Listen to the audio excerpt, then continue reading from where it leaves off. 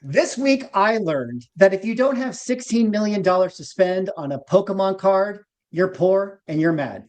We're going to talk about why that might be the case in this episode of The Ungraded Truth coming up next. Detective Comics set a record for 1.8 million. Nobody really cares. Who are annoyed that people are asking them questions, is this book banned? That question didn't exist a year ago. Somebody's submitting like 25 vintage books and getting 15 9.9s. We always think, how could it ever get crazier? And then it always does. Ladies and gentlemen, welcome back to the #1 collectible show in the universe, The Ungraded Truth. I am Swaggle joined by the esteemed gentlemen that you see before you, Neo, Rob, Cards and Comics, Neo Cards and Comics, Rob. I messed up your name. We got Manu at the 99 Newsstand, and we got Ryan, Automatic Comics. Gentlemen, how are you doing today? We got lots to talk about. Well, for anybody that watched the video I put out today, yes, I filmed that today. That is why I'm wearing the same shirt. am not like continuing to wear the same shirt across multiple days. This guy doesn't even change his clothes. He keeps the same clothes on. You know, that's a little funny thing, like insider content creation thing here. Sometimes I will just wear the same black shirt and just film a couple of videos in a row. And then I realize that when I post them, people think like, oh, Mickey wears the same clothes every time he does videos. I have changed shirts before between filmings when I've done that, just so it doesn't look like I'm filming all back to back. I wear the same thing almost every day, black hoodies and black hats. So I have a uniform, and I know this is just really interesting content at the beginning of the episode for our audience. I hope everyone's eating this up. Yeah, I just need us to keep this short tonight because I need to leave early because I have a part-time job. So because we're poor. No, dude, we're as far as I don't want to be poor. That's why I got a part-time job working midnights. Well, here's the thing. We're not going to be poor for long. Okay. One day we might be able to have a stylist that can give us clothes for our wardrobe when we are on screen, because guys, the Ungraded Truth channel, we are growing. Like, we are just exponentially growing our numbers. You know, last week on the Ungraded Truth YouTube channel, we were at 1,150 subscribers. Now we're at 1,170 subscribers, an increase of 1,000,000%. We just had our highest viewed video posted, a clip out from last week's show talking about One Piece. We might be One Piece influencers. That's kind of where this show is going very soon. What are the views? What's the highest look at this. We got 934 views on the Ungraded Truth channel. I got yes. Very nice. I mean, that's almost 1-to-1 view to subscriber. Like those rates are unheard of. That's what happens when you put Nami on a thumbnail. Exactly. That's a pretty great ratio. And on top of that, you know, guys, if you want to subscribe to the Ungraded Truth YouTube channel, link is in the description. But also, if you go over here, you can find the Spotify link as well. Because yes, we are also on Spotify. And last week's show, we were at 6 5-star ratings. We were hoping that we could grow, more than that. We got to 13 5-star ratings within the last 2 weeks. Guys, we are killing it on Spotify. I mean, look at our audience, digging into the analytics here. I mean, sure, we have a big United States, audience here, some Canada, but we're global, guys. Look at this: New Zealand, United Kingdom, Finland, Australia, Portugal, Switzerland, Italy, Spain, Ireland, Netherlands, Poland, Iran, and even Russia. They love us over there in the East. So you want to head over to the Spotify. I mean, what do you think about that, guys? Shout out to the Switzerland people. Shout out to Switzerland. Absolutely. I need to get to New Zealand sometime, and apparently we're huge over there. So yeah. I bet you they're not poor. AJ Curated, what up? He says, what's up from Canada? We got some great friends in the chat tonight. Hello, everybody. Thank you for being here with us. Yeah, thank you for everyone for joining us on the stream tonight. Again, The Ungraded Truth is a co-stream across all of our various channels and platforms. So if you're watching on Neo's channel or over on his X or on Ryan's channel or on my channel, be sure to hop into the description, give everyone else a follow, a like, a subscribe, all those good things, and give Manu a follow on Instagram as well, because these guys are great. That's why we do a show with them, because they have amazing things to say. And it's good to, subscribe to all their various channels. But gentlemen, we have a huge show tonight. We're not going to bury the lead anymore. We're going to talk about the Logan Paul Pikachu card that sold. We're going to talk about the epic Ken Goldin crash out that was maybe one of the more interesting things to come out of that sale. Yeah. We have the Dork Fomo to discuss. We have market manipulation. We have all types of things to do tonight. But the first thing, of course, that we have to do is get everyone caught up to speed in case they didn't see that just a week and a half ago, we had the sale of Logan Paul's Pikachu Illustrator card in a PSA 10 going for $16,492,000. This being the most expensive trading card that has ever been sold in the history of the world. It is also actually, I think, one of the most expensive collectibles that has ever been sold, as you guys can see from the Guinness World Records presenting this trophy to Logan Paul after the sale. Guys, they did a live stream. It was a huge event. They were on Logan Paul's YouTube channel. Obviously, a lot of craziness. They did the box breaking, pulling cards.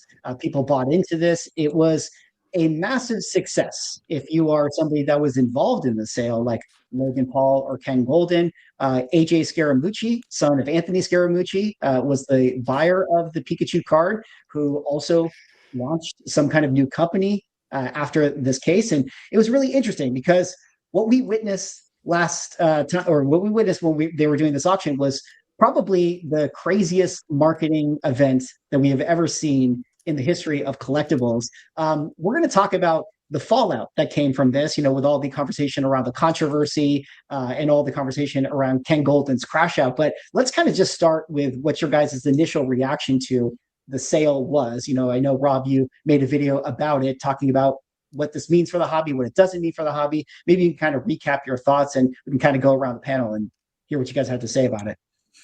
I think the biggest takeaway is that the high end is basically, at least in cards, maybe not so much for comics, but for cards, every high end sale is essentially just a marketing event. And it's more corporations / entities buying these things than actual collectors. Once again, that feels more so in the card space than the comic book space. Like, we've had literally Dick's Sporting Goods spending, $1 million plus on a Paul Skeens card display in their stores.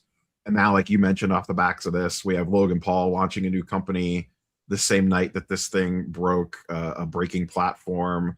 We had AJ announcing whatever treasure trove is going to be, which we really don't know yet. The box break that they did, the individual packs, most of the packs that they opened, if not all of them, were basically sponsored ad reads because it was companies that bought them. Mm-hmm. So the entire thing was basically just a dog and pony show for marketing / exposure.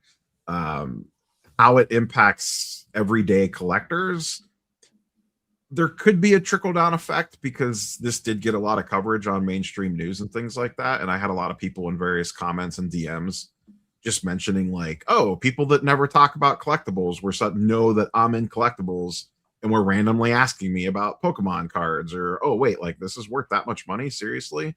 So I had a question for you on that. So yeah. In comics, we always joke about the 90s comics and everything, where, like, when people hear about this stuff, they're like, oh, I got comics and these things are 30 years old. They must be worth a fortune. Is there an equivalent on the card side where people, like, when they hear about a big sale and they go check, yeah. It's like, is there like a junk era equivalent that you often see for cards? Yeah. 90s, late 80s, early 90s junk wax is the go-to. It's mostly sports. There's not much in terms because if you have 30-year-old Pokemon stuff, it actually is probably pretty valuable. So but sports cards wise, there's a 80s, 90s junk wax era.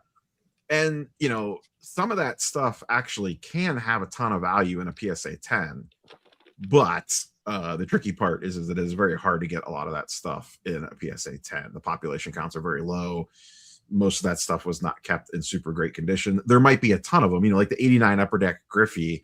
There are, I don't even remember, like 80,000 on the PSA population report, but only a few thousand in PSA 10. So it gets a huge premium because of that. Is it still holding up at 5K?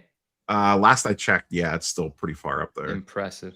But that would be the equivalent, because Pokemon, like, legitimately, if you had 30-year-old Pokemon stuff, that might actually be pretty valuable. Cool. Yeah. I was just wondering, because I know that's just something we hear all the time, like where somebody's like got a collection, and it's usually it's like just a bunch of Image, or a bunch of Jim Lee X-Men. Yeah, Jim Lee X-Men, something like that. Yeah. What about you, Ryan or Manu? Did you guys have kind of thoughts on the sale or comments on this being this crazy marketing event for collectibles?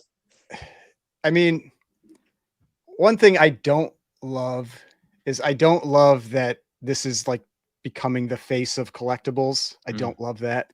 It just kind of, I don't know. It kind of feels like a joke. I mean, like I said, it's like all just marketing, like especially, and you can understand why a company would want to do that. It's like, you could spend like $10 million on a Super Bowl ad, or you could spend $10 million on this thing where you still actually have something tangible and you get all of this publicity that goes with it. You know, it's not just dumped down the drain once it's done. And so I can understand it, but yeah, it really did sound like a lot of the higher end bids on this were companies, you know, which, I mean, there's not really anything wrong with that, I guess. Like, but it just like a hedge fund group. Yeah, it feels a little weird. I think it did sound like a lot of the action came from companies, and I think that's an important thing to make note of. And I think it's kind of on our agenda tonight to talk about that, the idea of marketing versus market manipulation, and some of the overlap, you know, some of the words that are just semantics, but essentially the same thing. But then, you know, intent plays into that. But one of the things that I want to reflect on in regards to the sale, huge number, you know, whatever, trickle down effects, perhaps, right? And we're going to talk about Ken's 30-minute live stream that has been removed. And I can assume what reasons, but there were some things that were obvious to us that he said. It's surprising that he said them, which made it very entertaining. And I want to just reflect on 2 weeks ago when we were talking about this card, I made mention of the video where Logan Paul was being shown his card in the new slab, and how he was like pretending. I didn't know it was fake yet, but it seemed obvious it was fake. I mean, the act, not the card. But he seemed so shocked. Oh my gosh, look how great it looks in this case. And this over-the-top acting, I'm not a fan of, right? But it is marketing. It's the show. It's the circus. It's everything that Ken said it is to get attention, to get buzzed, good or bad, to get people talking about it. And I was saying that was obviously fake. Now, you would have never expected Ken to say that, but apparently that was one of the bigger surprises, was him saying that. I agree. Yeah, so Ken got called out about that probably a bunch of times. And he said right there to the screen, there's a lot to read into to what Ken said, but Ken looked at the screen and said, guys, obviously Logan knew. It's called content. I do my job. I'm here to cause a commotion and sell these collectibles. In other words, right? But he admitted to it. And we know that going into this, that this is a charade, but it might require the charade to achieve these sorts of values at the top end of the market. How does that apply to a regular collector selling their regular collection? It's difficult to correlate or to repeat something like that if you don't have the budget for marketing or the exposure. So that was one of the key takeaways is the thoughts now surrounding what does it take for that to effectively affect your values? Can you achieve something similar without the everything, the circus that surrounds it all, right? And that has a huge negative connotation. But those are my thoughts. And I know we're going to dive more into that, but that Ken Goldin live stream was epic. Yeah. I think the key thing though, on the marketing side though is that most people aren't selling a unique, basically one of one item. Right. You know, if you're your average collector and you have a ASM 300 and a 9.8, so does everybody else. Like you can only market that so much because there's just other ones out there that have price floors and ceilings above yours on the open market. Correct. If you truly have something unique, then that's a little bit of a different story. You can market that stuff. And you should, right? You know. Well, it's interesting that you talk about that because, again, like you kind of set it up, Manu. Later on, we're going to get into market manipulation versus marketing, talking about Dork and what's going on with that comic book. And I kind of feel like even if you're not Ken Goldin or Logan Paul, or you don't have that card that is like the one-of-one card, what I feel like I saw when I watched that live stream was like, oh, like the auction industry just changed overnight. Meaning like, yeah, you may not be an influencer, you may not be a WWE wrestler, but if you're not taking advantage of content and media and social media, I should say, and ways to promote your items or your auctions, or you're an auction house who's not doing that, I think that frankly, you're falling behind because whether it's good or bad or however you feel about it, you know, now that there's this kind of like degen crypto bro collectible brand that exists out there, like the normie person now knows Ken Goldin, or the normie person now knows Pokemon cards are a hot thing. And if you're that normal person that has collectibles to sell, I mean, your first phone call might now be Ken Goldin versus like one of the other auction houses. So I think it's kind of an interesting thing based on that, marketing aspect. But we can kind of go forward here to the aftermath of the sale, which was essentially Ken Goldin going on a live on his Instagram and having what was maybe one of the most epic crash outs I think that we have seen in the collectible world. It was highly, highly entertaining. Like Manu said, he did end up removing it, although the video has been out there. I don't know if I can play the whole thing. In fact, it might be kind of good if we just play this clip. This is one that Collect had clipped out. And this is the one that I think caused the biggest issue within the community, and also was the part, or also is the title of our show in reference to you being poor and you're broke and you can't afford, to buy collectibles. But tell me if you guys can actually hear this if I play it here. No. Can't hear it? No. All right. Oh, can chat hear it? I don't know. I don't think so. Probably no. Can chat hear it? Muted? No. I would doubt chat could hear it if we can't. But even if we can't get this thing to play, hit up Neo for links. He's got links. You guys got to see. I'm gonna play it. I can hear it. Chat, maybe you can help us out real quick. Chat, let me know if you can hear this. Yeah, Derek says no. Can't hear it? Okay, interesting. All right. Should I give the synopsis? No, it's fine. It's fine. We have it. Yeah, we have it. We're not having technical difficulties. I'll have to figure that out on another show. We're not going to delay it. But suffice to say, he went on a rant basically addressing all of the various criticisms that have come his way with the sale. One being that this card used to be a PSA 9 and is not actually a PSA 10. One being that the card is actually partly owned by some of the people who bought it off Liquid Marketplace. The other being that, like Manu already talked about, that there was a reholder process and there was like marketing behind this whole event. And then the other part also being that, at the end of it, which is what this part is clipped from Collect, he went on to talk about how at the end of the day, the people who are mad or the people who are yelling on the internet are basically a bunch of people who would never be his customers anyway. They can't even buy this thing. They don't even have money to buy in his weekly auctions, let alone this major Pokemon event. And he just called people out. Like he just went after him, and that caused a huge uproar within the community. Obviously, he got ratioed pretty hard. People were, making fun of him or clapping back.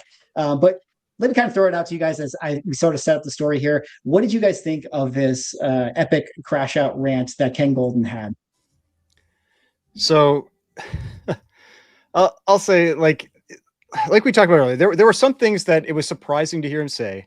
There were some things I learned that were interesting. Like I knew that he had sold basically Goldin. Like it wasn't like he wasn't profiting off of these things anymore, but I didn't realize he wasn't receiving anything direct based on the actual sales. So I thought that was kind of interesting to hear, is that he basically, it sounds like he has a salary, maybe he gets bonuses or whatever, but like he's not getting a cut of that sale like you would if you were maybe in ownership, or at least that's what he says. That's what I'll take his word for that. But yeah, the calling people poor and unhappy, and that's why and that you had to love this sale. Like that, to me, that was one of the big lines that came out of there. It's like, if you are a collector, you love this sale. And that's just not the case. Like, I don't love the sale because I don't like the imagery of these types of sales, and I get it. Like, if that's what you have to do to sell the thing, I mean, so be it. But I am not into all the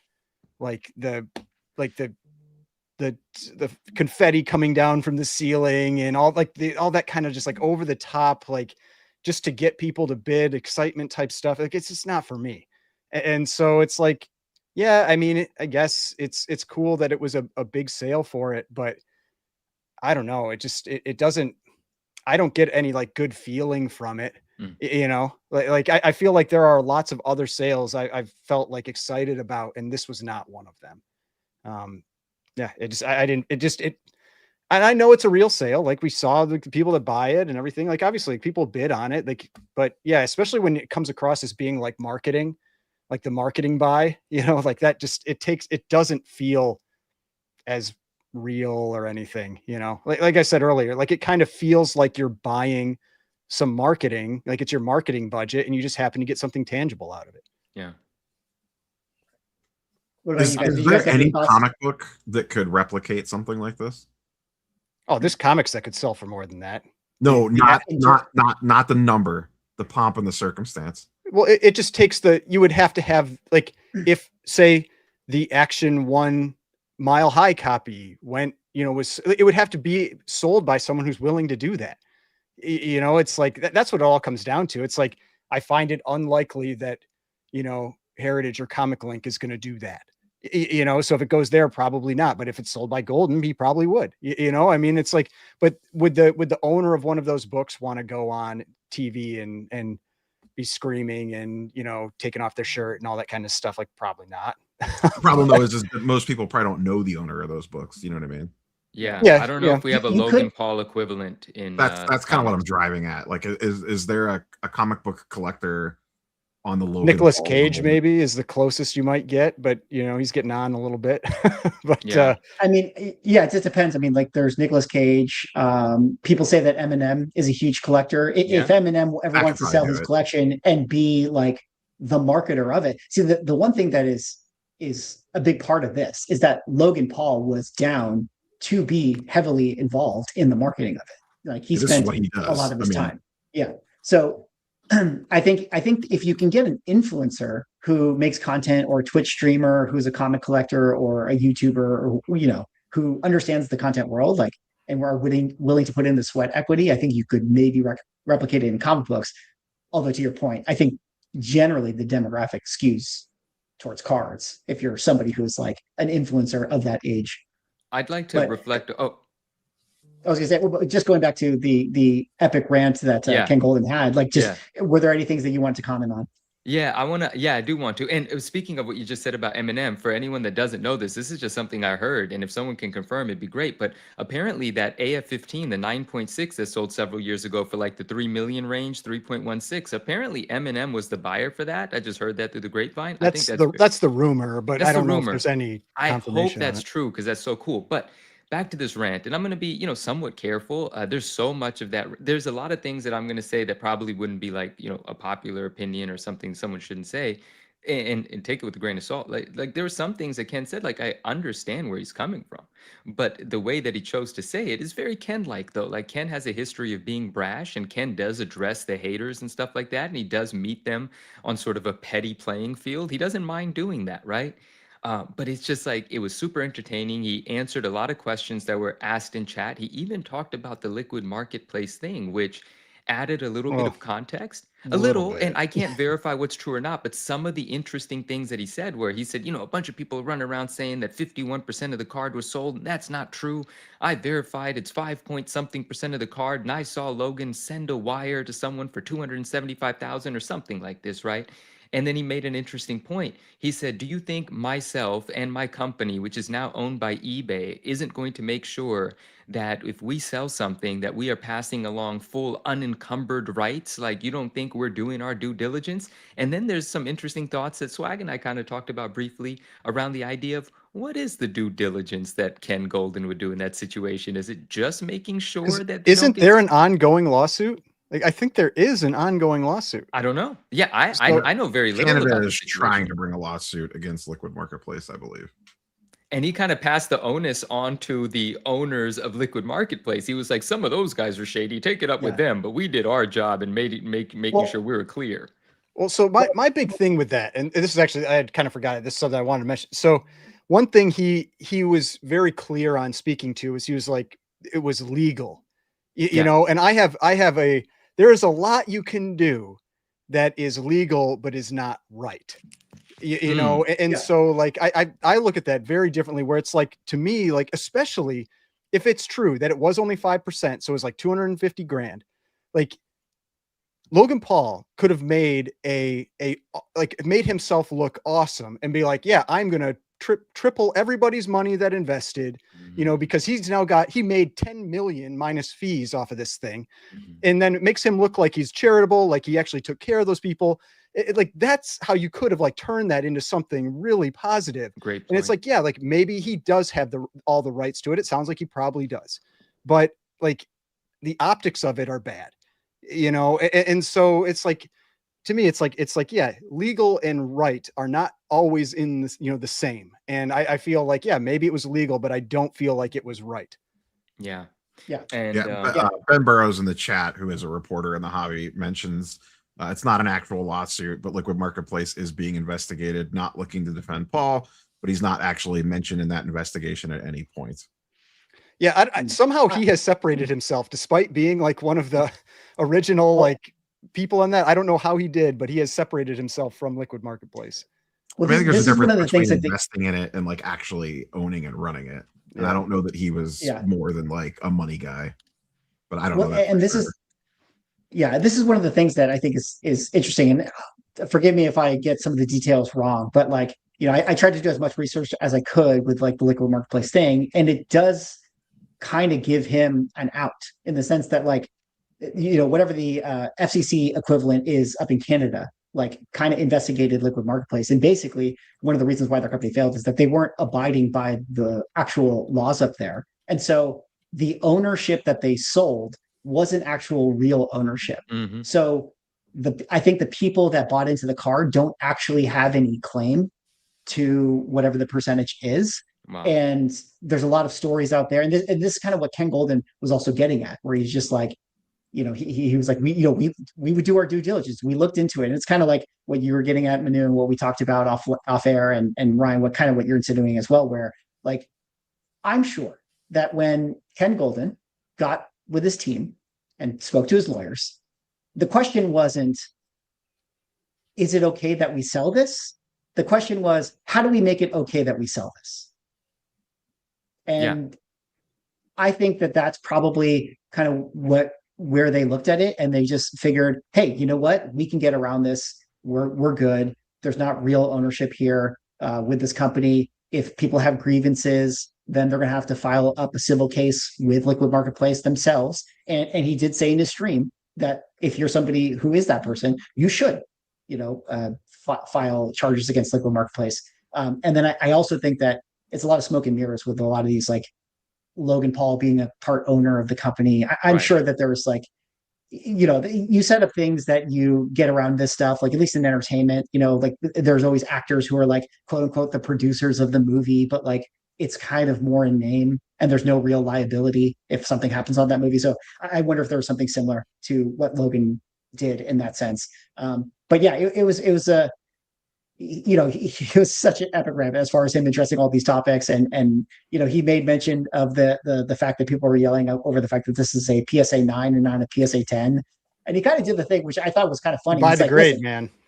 Yeah, PSA 9 or PSA, call it a 10. I don't know what you want me to do about that. They call it a 10, it's a 10. You know, do you really want to know? Yeah. You really want to know. But Rob, what did you think about the whole thing? Amazing content, that's for sure.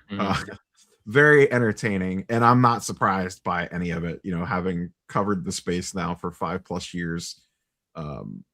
Seeing Ken go on a 30-minute live and then, you know, move between like sensical takes and then nonsensical takes was very Ken Goldin like. You know, he made some valid points, he said some pretty crazy stuff. Like I said, an amazing piece of content. That there's going to be some things in there. I mentioned this in my video tomorrow, that, you know, the too poor thing is going to go down as like one of the sports card side of the fence memes. Like we have like the mega bid and the defensive shill bidding, and there's some other ones out there. Too broke is one that was recently popped up as well, when a breaker told his audience that stop talking about how broke they are in chat and buy into their break. And now following in the heels of you know, Ken dropping the poor comment. Here's a question for you, Neo. Does this actually go against Ken, or does it strengthen Ken's brand as Ken, you know, as the loud marketing seller that he's been since QVC days? I mean, I think this plays right into, someone in the chat mentioned it earlier. It's basically like wrestling, and it kind of is. I think it plays right into his persona. Yeah. And I bet you there's probably a part of him that is probably genuinely like, yeah, fuck, like I shouldn't have went that far. But I'm sure there's also a part of him that's kind of like, well, that's probably why it got pulled.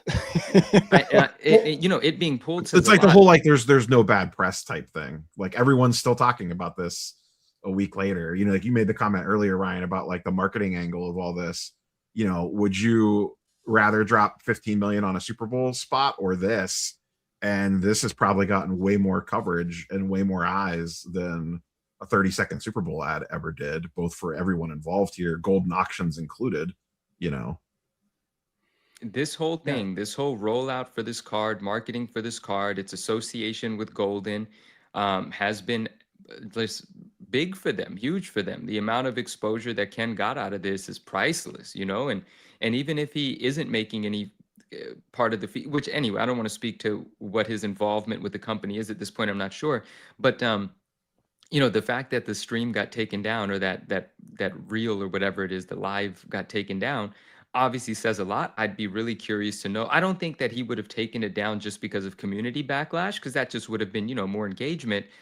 I personally think, and I have no way of, I haven't verified this, I don't know, but he brought up eBay a lot, you know, because now eBay owns them, and maybe there were some things which, if eBay's I'm eBay, like, shut up. exactly, like I wouldn't have wanted my brand associated with the harsh things that he was saying in the very Ken. So I didn't take offense to anything Ken said. I was just like, talk your shit, Ken. You know, it is what it is, you know.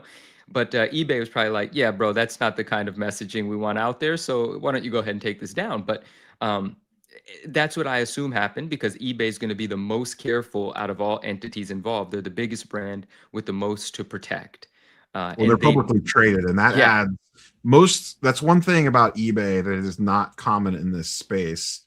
They are actually, they might be the only, are they the only on the card and the comic book side, like major company that is actually publicly traded? I can't think of anyone else. They might actually be the CGC is owned by Blackstone, who's but CGC is a percent of a percent of a percent of a percent of, yeah, and you can't buy shares of CGC. You know what I mean?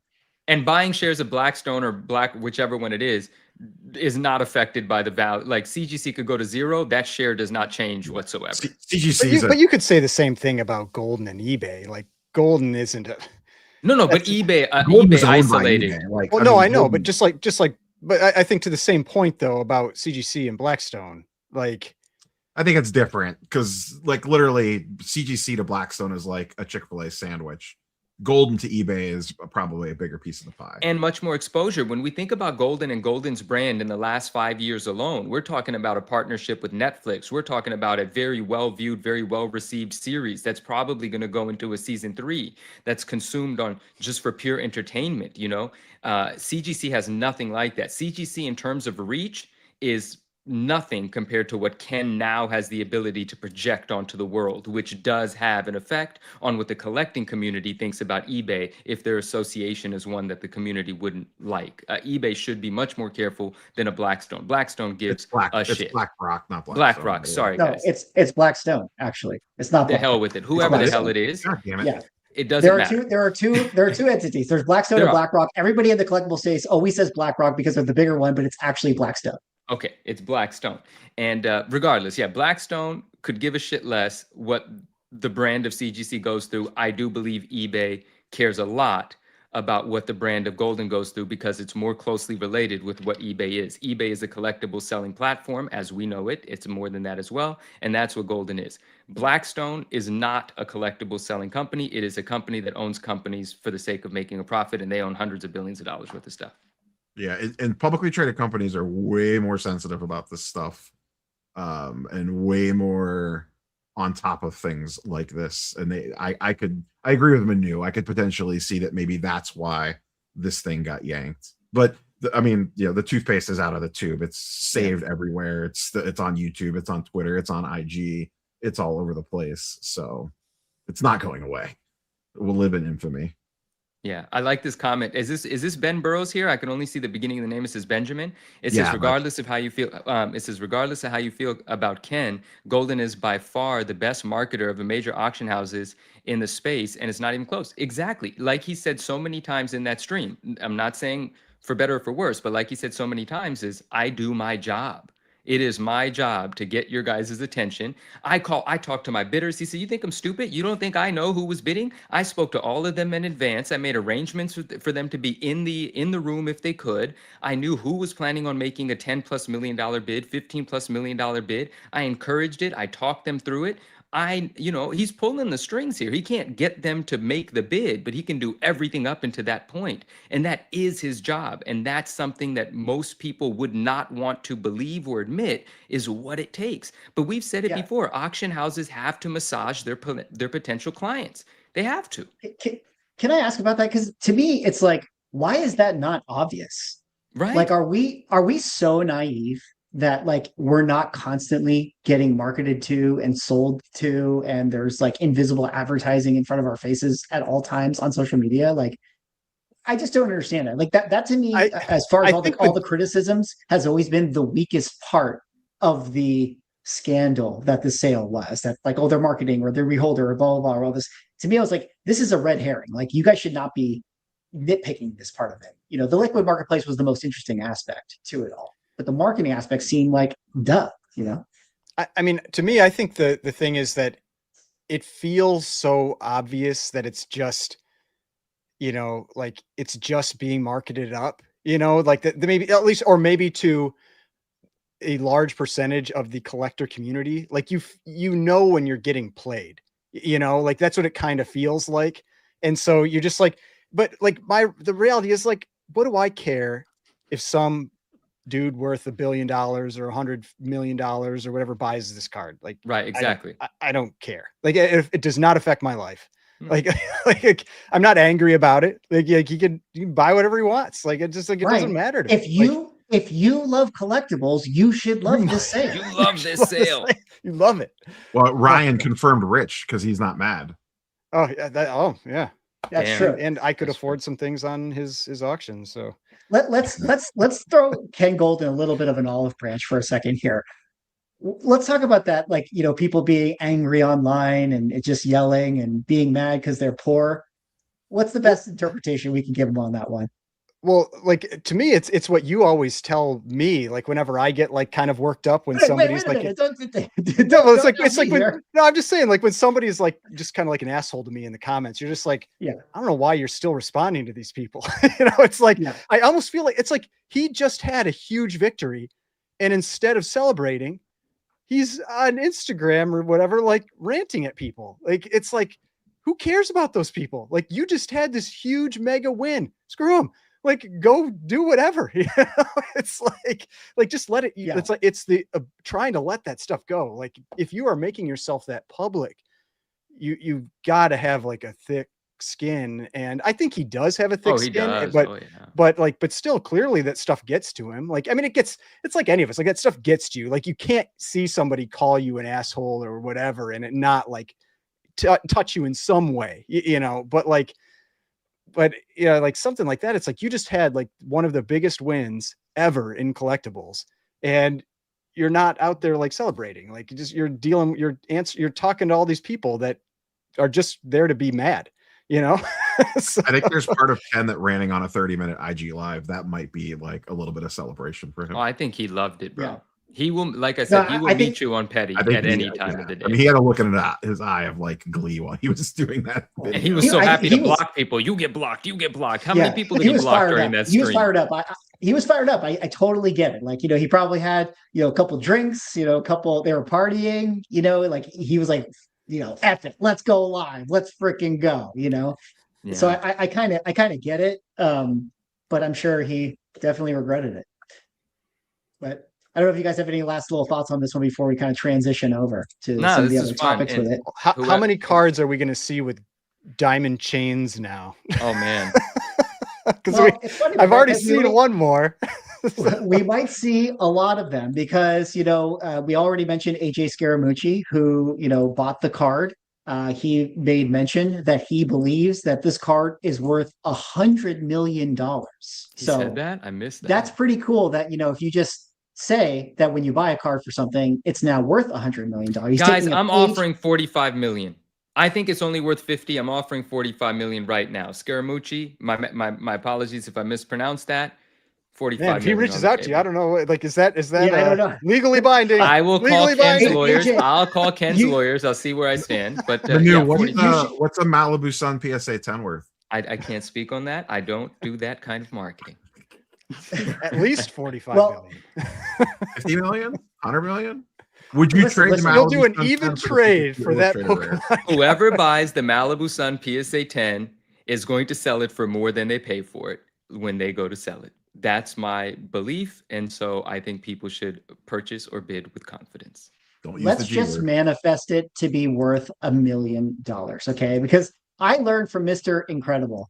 Wonderful, excuse me, Kevin O'Leary, that if you just say a card is worth something, it's just magically worth that. His $12 million purchase is now worth 17 million, which he said on Fox when he went on their show the other day, talking about the collectible and sports card industry. But the interesting thing here is that he also made mention of the fact that he has a card that he's going to unveil on February 27th that's going to make grown men weep. Those are his words. I think that you mentioned how many more cards are we going to see with diamond chains. I think that this one could be one. That will make me weep.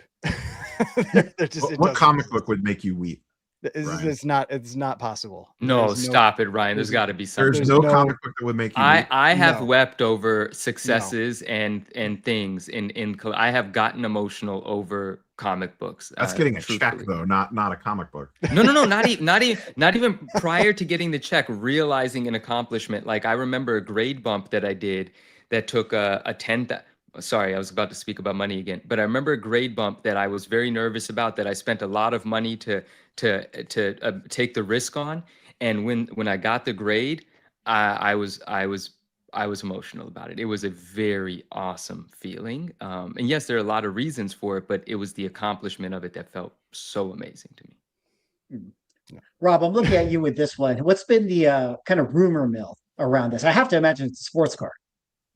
That's my assumption. I don't know for sure. The tricky part is like this some crazy high grade vintage card, or is it something modern?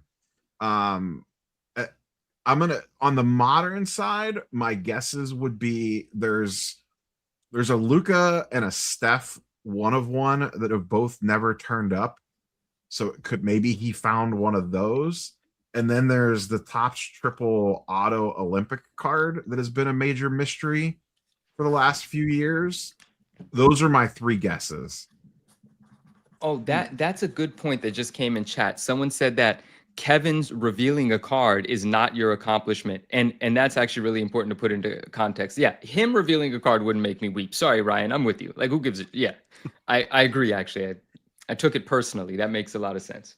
I just think it's hilarious that even Canadians don't, like every time he's on TV, they're like, don't associate with us. Even Canadians don't want anything to do with him.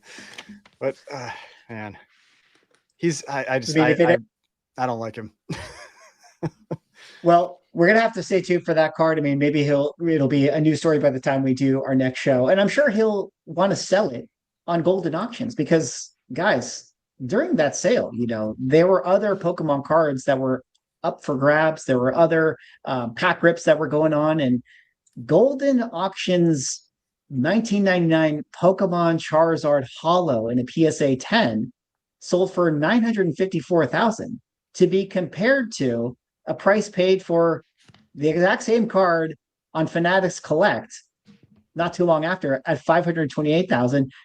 What do you make about this difference of 2x here? $500,000. This is such an interesting study. Yeah. Well, the trick here is, especially when the Logan Paul one, again, that's a questionable 10. It's like the fact that I'm not like big into Pokemon, and the instant I saw that card, I'm like, that is off center, right to left.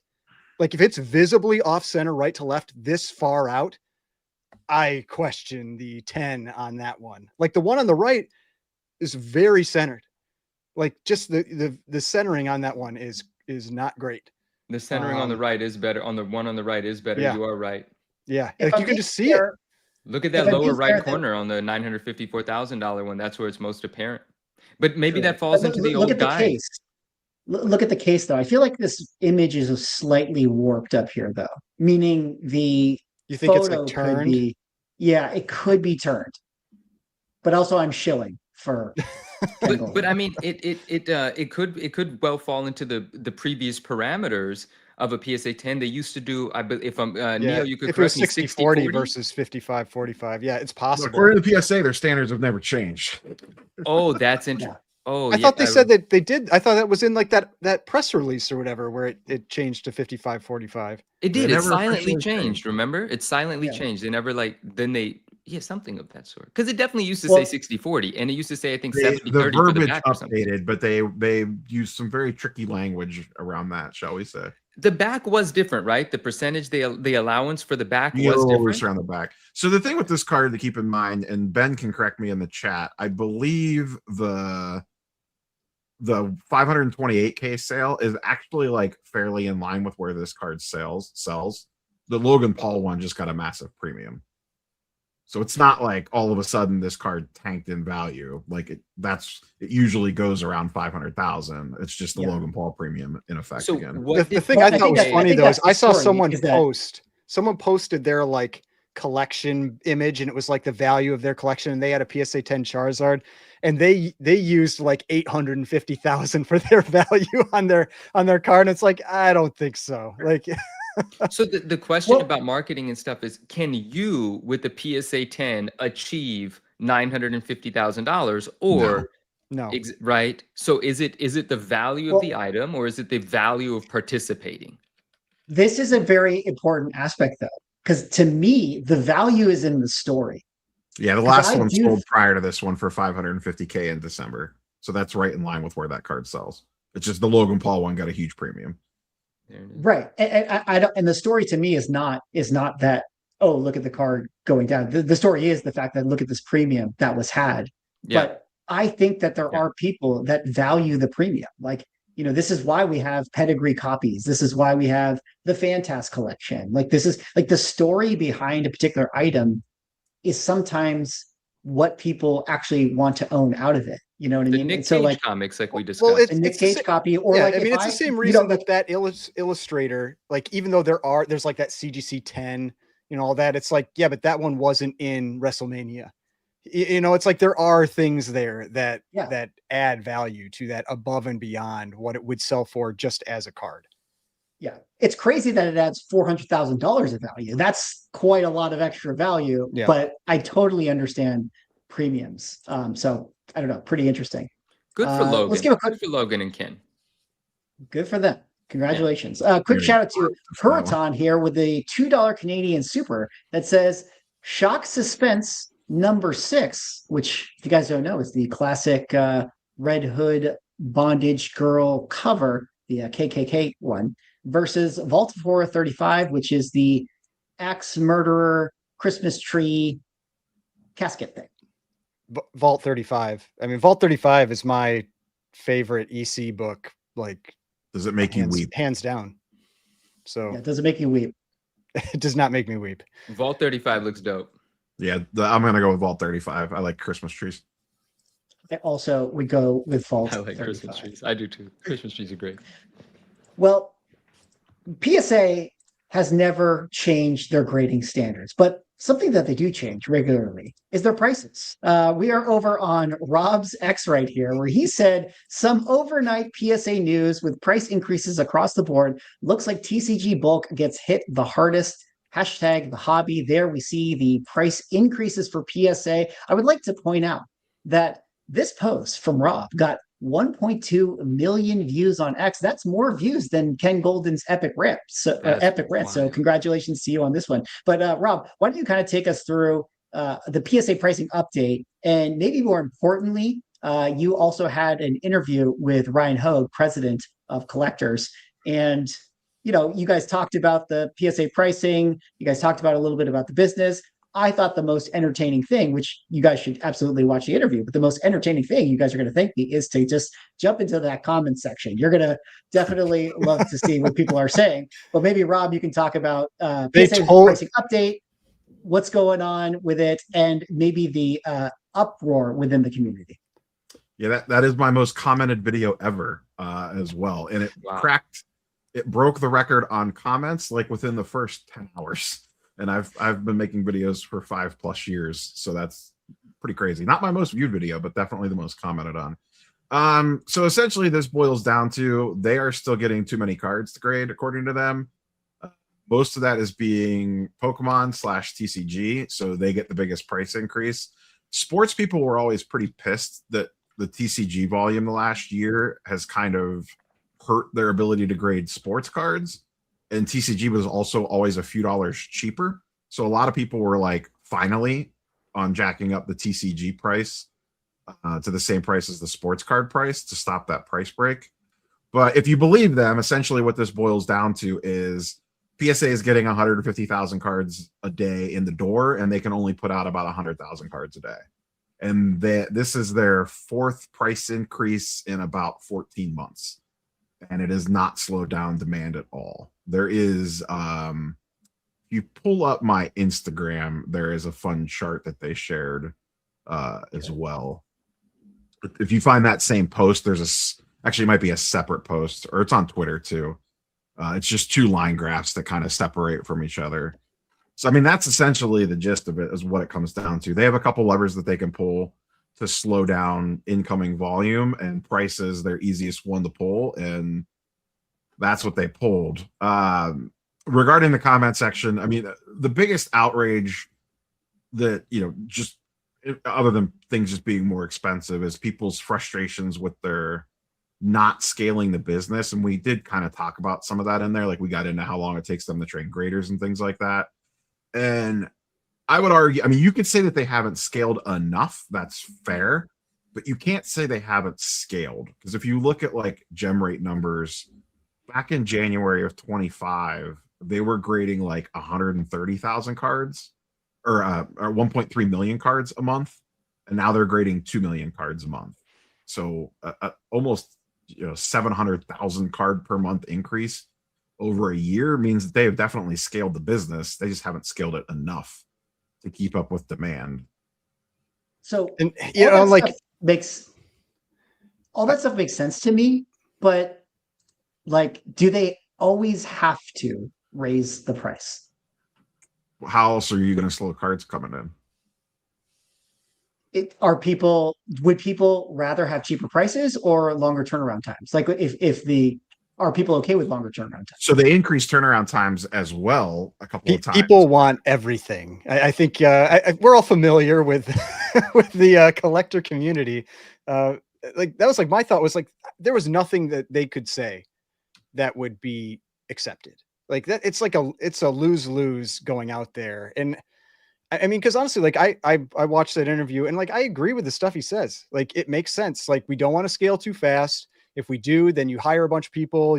Maybe it ends up being that things start dropping off soon after that, and now we've got a bunch of people we've got to let go, or a bunch of extra equipment we can't use. There's risks to scaling too fast, and they are a business. Their purpose is to ensure that they remain viable for long periods of time, not just meet the immediate like flash in the pan demands that pop up. And like, if I was them, I'd raise prices again. And I'm sure they're going to. If they've raised them 4 times in the last 14 months, it's coming. So if I was them, I'd be raising prices more and more until you get to that point. And if you reach a point where you need to drop prices, so be it. But yeah, like, if you're bringing in 50% more cards than you can grade on a daily basis, like that's what most businesses do. You get too much business, you raise your prices to get your business back in line with what you can do. And I know people will hate hearing that, but like, that's what it is. Like, I mean, I don't know. That's pretty standard business practice. Yeah. What do you think, Manu? I agree. No. I mean, I agree. I don't grade a ton. I grade very intentionally. I'm oftentimes saying that I really don't care if the prices go up. And there might come a point in time where I no longer say I don't care if the prices go up. I don't like, I'm not patient, so I don't like turnaround times to be really long. I generally grade at whatever some of the most expensive or expensive tiers are, and I'll pay for the expedition or whatever to expedite the grading process. But that is kind of interesting what you said though, Swag. Like, do you have to raise prices to slow down the submissions? You could, I mean, theoretically, you could just lock up submissions like you did during the pandemic, right? Just be like, we're closed for a while. You could do that as well, because is there some like negativity that spreads with the price increase that you can shield yourself from by doing something else? But at the same time, like people in the chat have said, some bald guy said he was at a submission center and there's no slowdown of submissions, and I agree with that. Like people that want their cards graded, and you know, for whatever reason, they're still sending them in. From a business perspective, I understand why PSA raises prices. I understand the mechanism of it.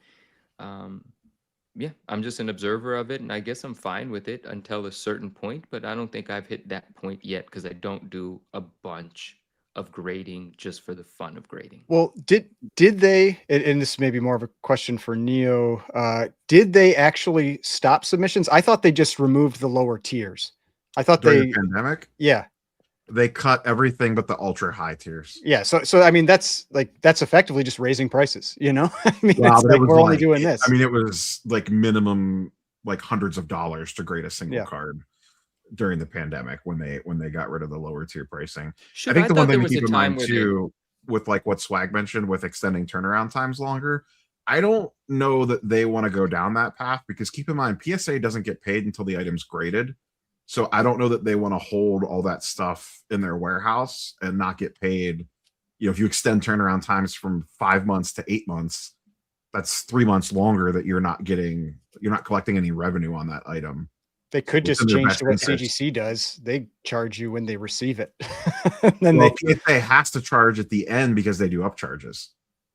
I mean, CGC does upcharges. Yeah, They they'll just just upcharge you'll it get later. 2 charges. You'll get the first Oh, charge and then the PSA later does it all charge. at once at the end.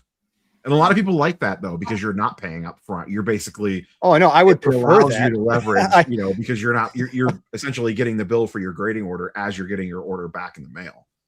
Yeah, no, I mean, that's it allows obviously you to- much like from a submitter side, I would prefer that, because then, especially if you have a really expensive item, like say it's on your credit card, you can sell it if you had to, like in that case, and like cover Yeah. your bill if you were in that type of situation. But I think it also helps keep pressure off, because imagine if you paid for all these orders up front and now they're still there 6 months later and you still haven't gotten them back yet.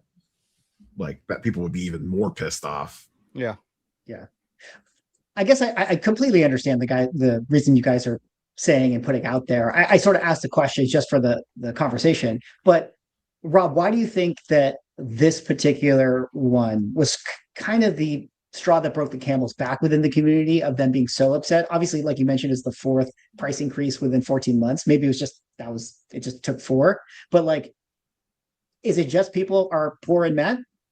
Or why was this one the one that I made think a people so large part of the backlash was this is the first time nobody knew. Usually what happens when they do these, they leak things out. I shouldn't say leak. They essentially tell their group submitters like, hey, prices are going up a few days before, and give them time to like finish up the current orders and things that they're working on.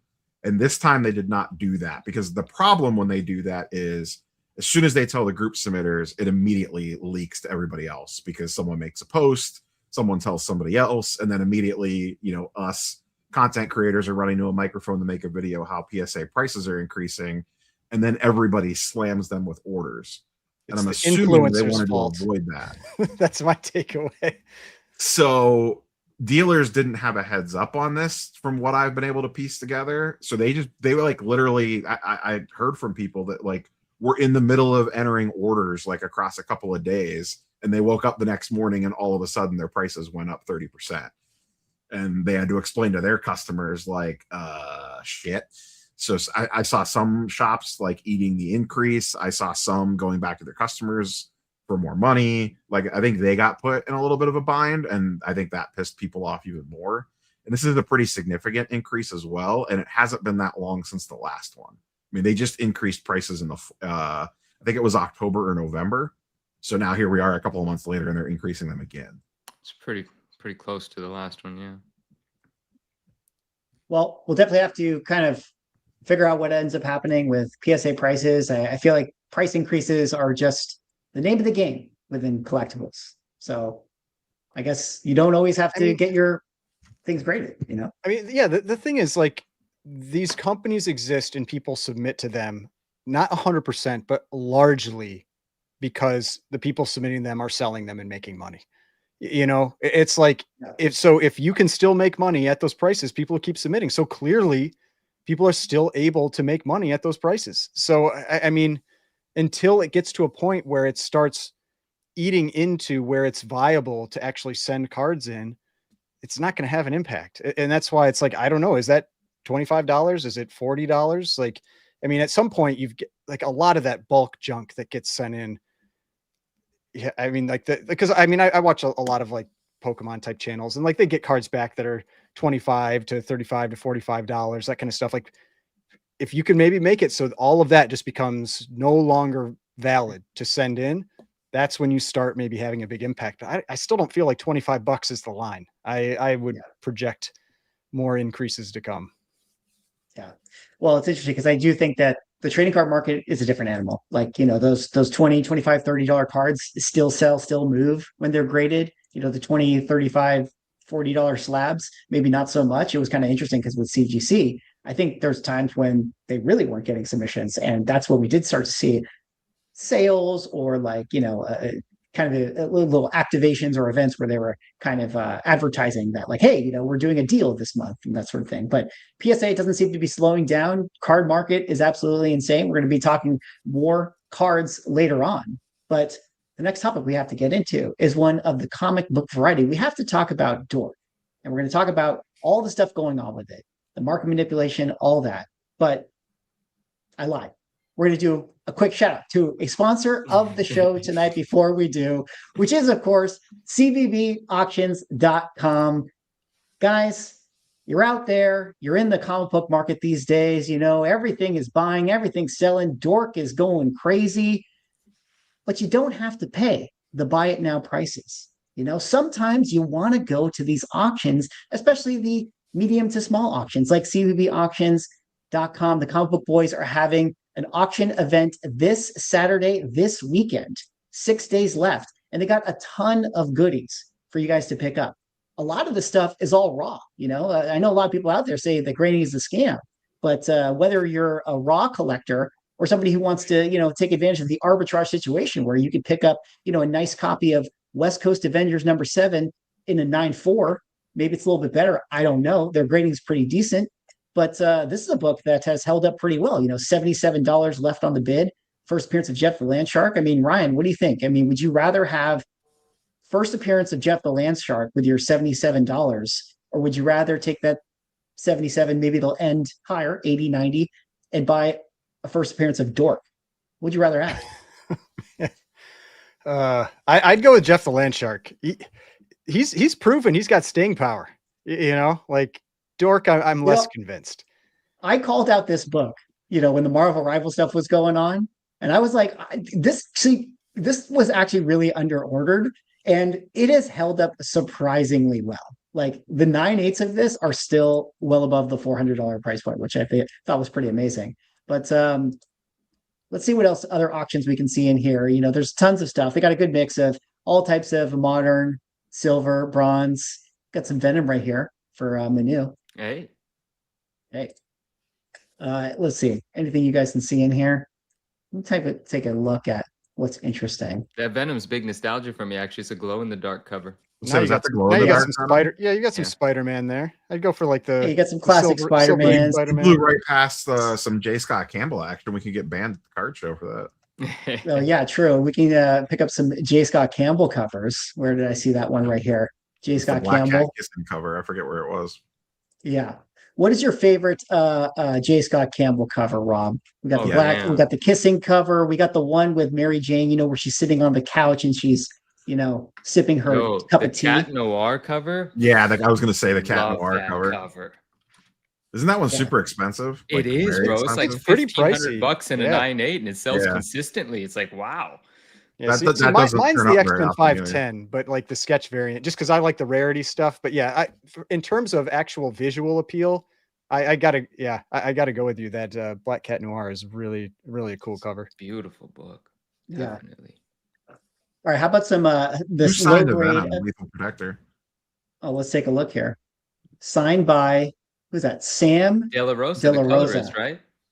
Yeah, signed by Sam De La Rosa. So, nice copy of Venom Lethal. Let's kind of I'm take a such a look, sucker for that book. Yeah, Everybody me loves too. this book, Well, head on over, guys, to CBB Auctions. They have their event going on this Saturday.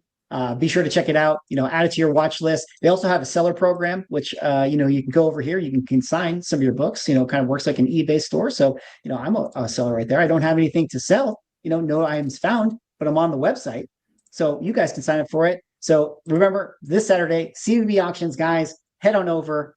Give yourself a chance to win some of those raw books. There's a lot of goodies in there. We didn't get to see all of them, but I promise you, there's always good steals at that auction. Nice. Take it from me. All right. Well, let's kind of head over to our next topic here. Guys, everybody in the comic book market has been talking about Dork. Dork is the biggest sensation that there has been since, who knows, maybe since Absolute Batman, but it has actually surpassed that of the hype for that comic book. It's been interesting to kind of watch the conversation within the community around this book. This is an Image title. It's a new release that, kind of features a kitschy fantasy character who is half dwarf, half orc.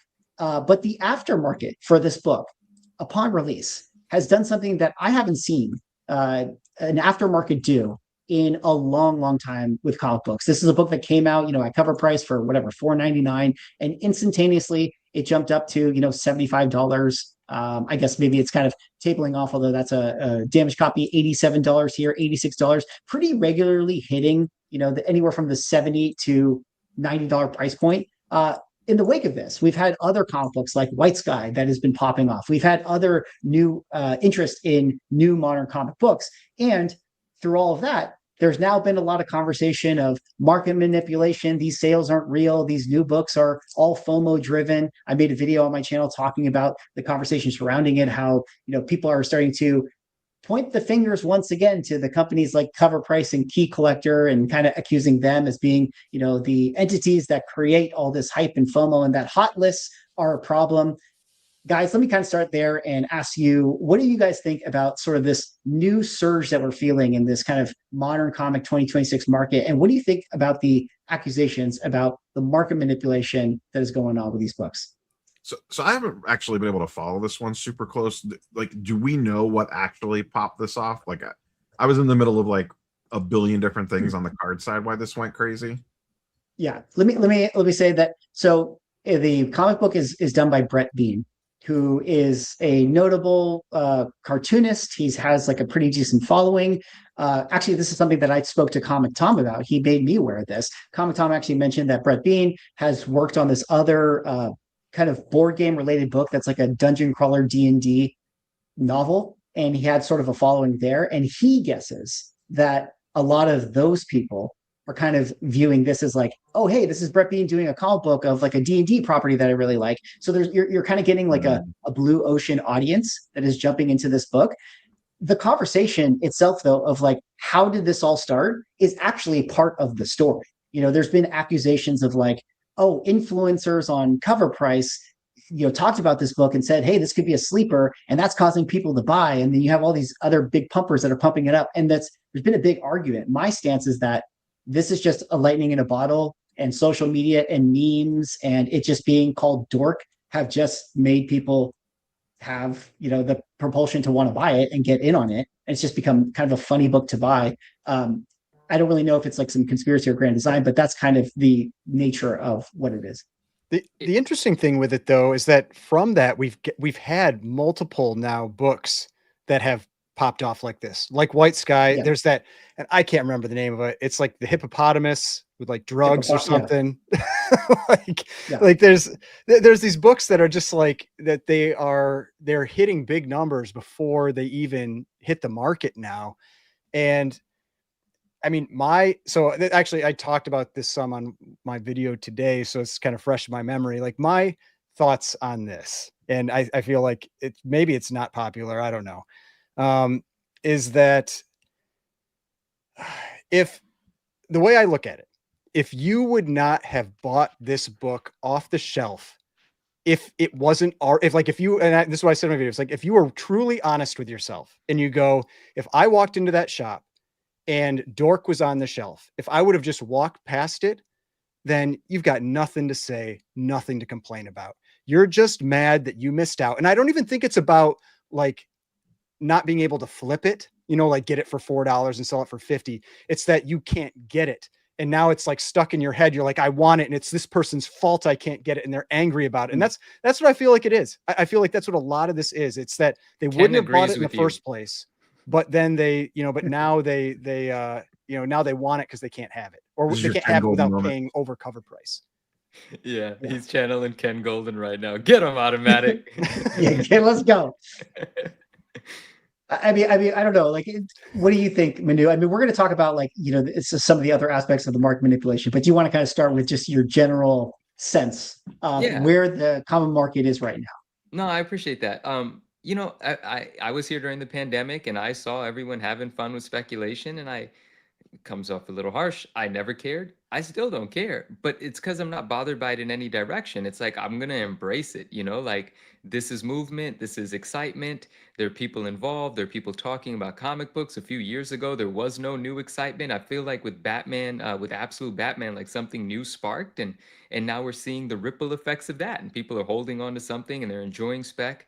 And then I just have this question. I think one of the reasons none of this really moves me is I think the book's kind of cool. Now, I haven't read it, but I did hear, I watched a synopsis of it, and I thought it was kind of a cool story. I think the cover's kind of cute. I like it. I like the name, half dwarf, half orc. All of those things kind of work for me, but that's just playfully saying. But is it really that big a deal that a book sells for $100? Well, that's what I say. I was gonna say you don't like it because it's too poor for you. No, that's what I'm hearing. I'm hearing. It's too poor for you. Like when people are complaining about like this market's manipulated, you're gonna lose your ass. Who's gonna lose their ass buying a $100 book? Like, no, you're not gonna lose your ass. You're gonna lose $100. Like, and that's what's always kind of funny about this stuff. It's people get so worked up about someone else spending their money or losing their money, and it's like I said I was talking about the same thing about like shops like listing their book at 40 or $50, and what I said in that was I was like, if I wouldn't do that if I was a shop,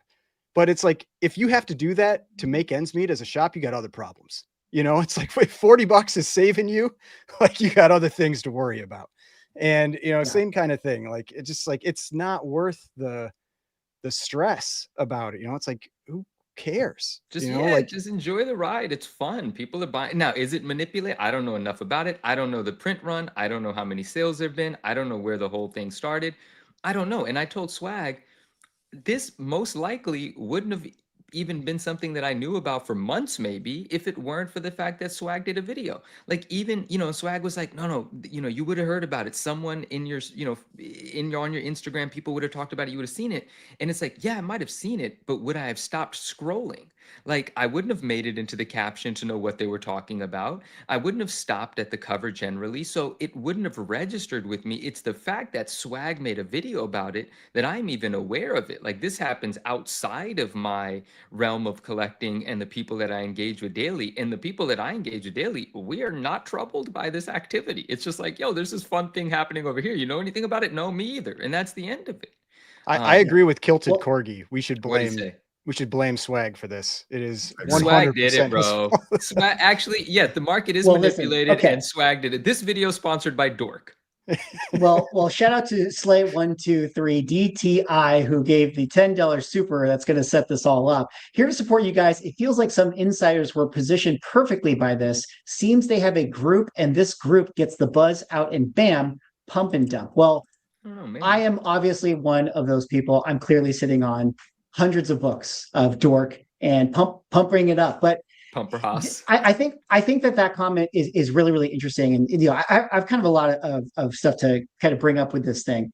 One little inside baseball, when I determine like, oh, what kind of videos do I want to make or whatever, a lot of times it is sort of like, okay, let me just kind of peruse, you know, and Ryan and I'm sure you guys feel this too, where it's like, you're just kind of scrolling on Instagram, you're kind of looking at X, and then you kind of check in Reddit and Facebook, and then you kind of just feel like, oh, there's this like thing I'm feeling, like a story that you catches you like 2 or 3 times, and you're like, wait, what is this? And then you look into it, and then you make the story. That's kind of what Dork was for me. But I just kind of feel like I was like one part of it, where like, what's interesting about this book is that it just caught like complete fire, to where you have people who are like, who I view as like much older collectors, you know, like golden age guys, or like people in their, you know, the guys on the Facebook group who are even older than me, and I'm already old, but like even they are sharing memes about Dork, even they are having opinions on Dork. And I think that this comes off of the heels of like, you know, the Absolute Batman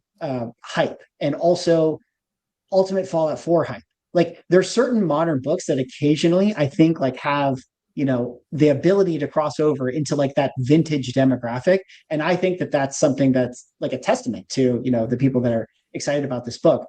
But again, to that comment, you know, with the market manipulation thing, I think it's interesting because we've been here before. You know, we talked about how 2026 is going to be like the year of the Moon Boy. You know, I remember, Rob, you made your prediction where like cards had a really great year in 2025. Maybe comics are going to have a really good year in 2026. And I genuinely feel like we're back at that point where people are looking at new comics and being like, oh, sweet. Like, can I buy this thing and flip it? Like that, you know, in trading cards, you rip packs and you try to get the pull. In comic books, you buy comic books that come out on Wednesday and you're hoping to hit a Dork. And there's only certain times in the comic market where that actually is possible. But I think people are seeing that as a possibility now. And so now people are expecting a lot. They're thinking to themselves like, oh, what's the next hot book and all that. But the question is it market manipulation, or is it people hyping up stuff? It goes back to the Ken Goldin conversation. Like if I'm somebody who, you know, it's like, to me, market manipulation means I am like doing, I don't know, like I'm faking sales. I'm shill bidding certain items to promote a number, versus like, if I happen to have a Whatnot stream and I'm saying, oh, dude, Dork is crazy, guys. Dork's like selling like crazy, and I'm hyping the book. Like that's not market manipulation to me. That's just sellers being sellers. Yeah. But I feel like there's a lot of conversation around this. Anyways, I've been talking long, but like, I don't know how you guys feel about anything I said. My key question is, so this is episode 10, right? Of our show? I think it's episode 10, right? Nice. Okay. So when we do, what would that be? Like episode 35. So basically a year from now. What is more popular? Dork 1 or Absolute Batman 1? Absolute Batman 1. There's no question. It's going to be Absolute Batman 1. It'll be, no question, it'll be more popular, but what's more valuable? Absolute Batman 1. Wow. I have no, and I'm the guy who's like just made a video today talking about it dropping in price, but Absolute Batman 1 will be more valuable in a year. So Absolute Batman 1 and a 9.8 will be more than a Dork whatever cover 1. Cover A. Cover A. Yeah. I'm not, I actually, I think that the more logical answer is Absolute Batman, but nobody quite knows what the print run of Dork is. People think that it's 20K, but I don't know. This one, I feel like could make it. It could make it. You know, if we're talking a year from now, as being like, is it just that meme book that is a little more popular? I was talking to my brother, because my brother's at Cover Price, and so I was talking to him, and I was like, Dork is going to be one of your books that's on that like a year from now stuff where they're like, oh God, like what was this going for a year ago? Like I feel like that's what it's going to be. I own no Dork today, but guys, let's get Dork to at least a $700 9.8 level. That'd be kind of cool. I'm gonna be honest. Talking about pumping and dumping, I kind of like, you know how Ryan, you're like have this vested interest in seeing Absolute Batman go to zero. Based on all the conversation, I kind of want to have Dork be this book that becomes like $1,000 9.8. Like I actually would love that. Yeah, and I don't have any problem with that. Like I mean, like that's the thing. Like I like that there are these books that are doing this. Like I think, and again, I said this in a video today, so this is all fresh in my memory, but like, I think that if your hobby, if your space that you're in doesn't at least have some excitement like this, then it's dying, like, it's like, how many books come out every single week that don't do this? Like, what, you had 1 or 2 that popped off? Like it's not like everything is you can't afford and all that. It's like, it's great to have some level of excitement in the hobby like this, because we have not seen this really. I mean, Absolute Batman started it, but we really haven't seen this since almost like early COVID. You know, like and so like, to me, it's good to have that little bit of excitement. And yeah, maybe you miss out on a book every once in a while because And that's of it, okay. but it's good to have that. Like, you need to have people wanting to like look and find things and think like, oh, maybe this will get optioned and all. Like, we haven't had those kinds of talks in a pretty long time. And with that, right, you're Yeah. right. And with that, it's important to say we learned a lot. People learned a lot during the pandemic, right? So if this book, just off of its excitement, off of its enthusiasm, does become a $500,000-$700,000 9.8, that's the point We're where pushing this thing to Well, $1,000. you know, whatever, right? But that's the point where Dude, the people road should to 1,000 the for road to Dork. 1,000. Let's But start it. that's where people should practice caution. At that point, now you could potentially lose enough money to be like, fuck, that sucks, you know? And How so, many people are paying for like the fastest tier of CGC grading on Dork to get it to oh, market first? bro. Oh, so many. This So is when we're many. going to find out each of us are like selling gotta- 9/8 you of know Dork what? 1 to each Yeah. other. Like, Every week, every 2 weeks, we have to look at the 9.8 numbers. That's going to give us an idea of a lot of things. I mean, there's going to be a high percentage of 9.8s, I assume. I didn't hear anyone talk about how they're all damaged or anything. But just for fun, this would be a fun one to follow, you know? Like, people are just having a good We have time. vested interest now. Dork versus Absolute Batman 1. Dork versus Track Absolute Batman. every other week. Hashtag Team Dork, guys. Team Dork. TD. You know what's funny is I just again, want to just see kinda bringing Ryan it have to back root to- for Absolute Batman 1 now. I mean, I said like that's. I mean, I made my claim. You know, I stand by it. Let's put some money on it, Ryan. Come on, let's go. Let's make this thing real. What's the bet? No, I'm playing. I'll bet with you on. If you think Dork's gonna be worth more, I'll bet. I'll take that. We can have some fun. We'll talk about that. We'll have some fun. Yeah. We'll tell them in 2 All weeks right. what our bet is. That'd be fun. All right. Yeah, That'll I be mentioned fun. this in my video, and you were saying it, Ryan, that it's like it's good we haven't felt this from 2021. I thought that it was interesting because in some of the market manipulation conversation I was getting at and hinting at was the fact that cover price, a shout out to BCC and the show he does over there. He got accused on a Reddit thread about like, oh, it all started here, with these guys pumping up this book. And to me, it's so interesting because we're so back to 2021 like that. Remember, like that was like the conversation when you have like spec like this and stuff that is selling like crazy, like then the influencers and the hot list become the villains again of the hobby. And I thought that was so funny that like, oh yeah, like nobody has had any issue with Key Collector for like 3 years. Mhm. And then all of a sudden now it's like, oh, Key Collector, like this is all Key Collectors, these hot lists, they're pumping up all these books. And it's like, what about all the books they've been talking about for the past 3 years, that didn't get pumped up? Like nobody had problems with that, so I think it's just so funny that that's where we are now. Yeah, and I think it just comes with the territory, right? Like you can't have one without the other. If the market spikes, people get excited. There's going to be the other people that are like, this is terrible. It just is what it is. And the opposite is true when the market is declining or whatever. But I think it just comes with the territory. And I think whoever is going to stick their neck out and like say something enthusiastic about where the enthusiasm is, they're going to get hit with some criticism. But listen, Key Collector didn't get hurt by the criticism during the pandemic. They're still here. They're still going strong. Tom didn't get hurt by any of his criticism. He's bigger than ever. He's making consistent content. The views are real. His engagement is real. His audience is real. They have all developed a thick skin over the years, much like I've had to start to do over the few couple of weeks and months. People are out here crazy. But it comes with the territory, and fuck it, just have a good time. Absolutely. Well, shout out to David Snyder Normal with a $4.99 super chat that says, Neo, is the option available to actually pick up a ready PSA order at the Collectors Universe headquarters? Great interview with Ryan Hogue. I believe only if you do walkthrough service where they're like grading it like same day, I think is the only way a normal can pick up an order. A normal. I like that. A poor. A poor. Yeah. What's up, poor? Can pick that. The unwashed masses who have to go in person to pick up they their... do have a service that you could pay for where you basically drop the item off, go get lunch, and come back and get it. But I don't think you could just like say I want to pick up my order at PSA. That service is for the real collectors who love the Pokemon sale. Yeah, if you were excited about the Pokemon sale and you can afford to bid on Goldin, you can also pick up your PSA orders. Yeah, and afford to buy a lunch while you do.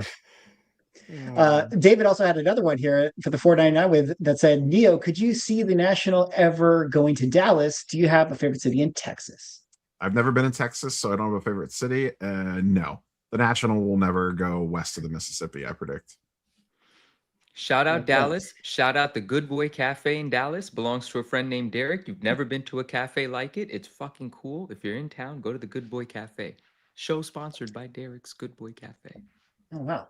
They always do. Then I expect to receive a check at some point. Coffee on me. Meet me in Dallas. Coffee on me. Good Boy. Not our sponsorship words are worth more than a coffee menu. Come on. Listen, how are you going to devalue us like that? I don't want everyone to know what really goes on behind the scenes. I got you, Neo. I got you. Just meet me at the Good Boy Cafe. All right. Well, speaking of sponsorship here, I mean, shout out to Nick Barucci from Dynamite Entertainment with the $50. Hey, this episode partially sponsored by Dynamite Entertainment. Seriously, great stream. Don't get to see them live as much as I would like. Everyone, please hit that thumbs up and share the stream. Help Swag keep growing. I appreciate that, Nick. And actually, you reminded me because I literally have some books off camera right here. Dynamite Entertainment, courtesy of them, and Nick was able to send me some variant covers. I'm going to give these away at the end of the show, guys. So stay tuned, and we will be giving you guys some free variant Dynamite books. So appreciate you.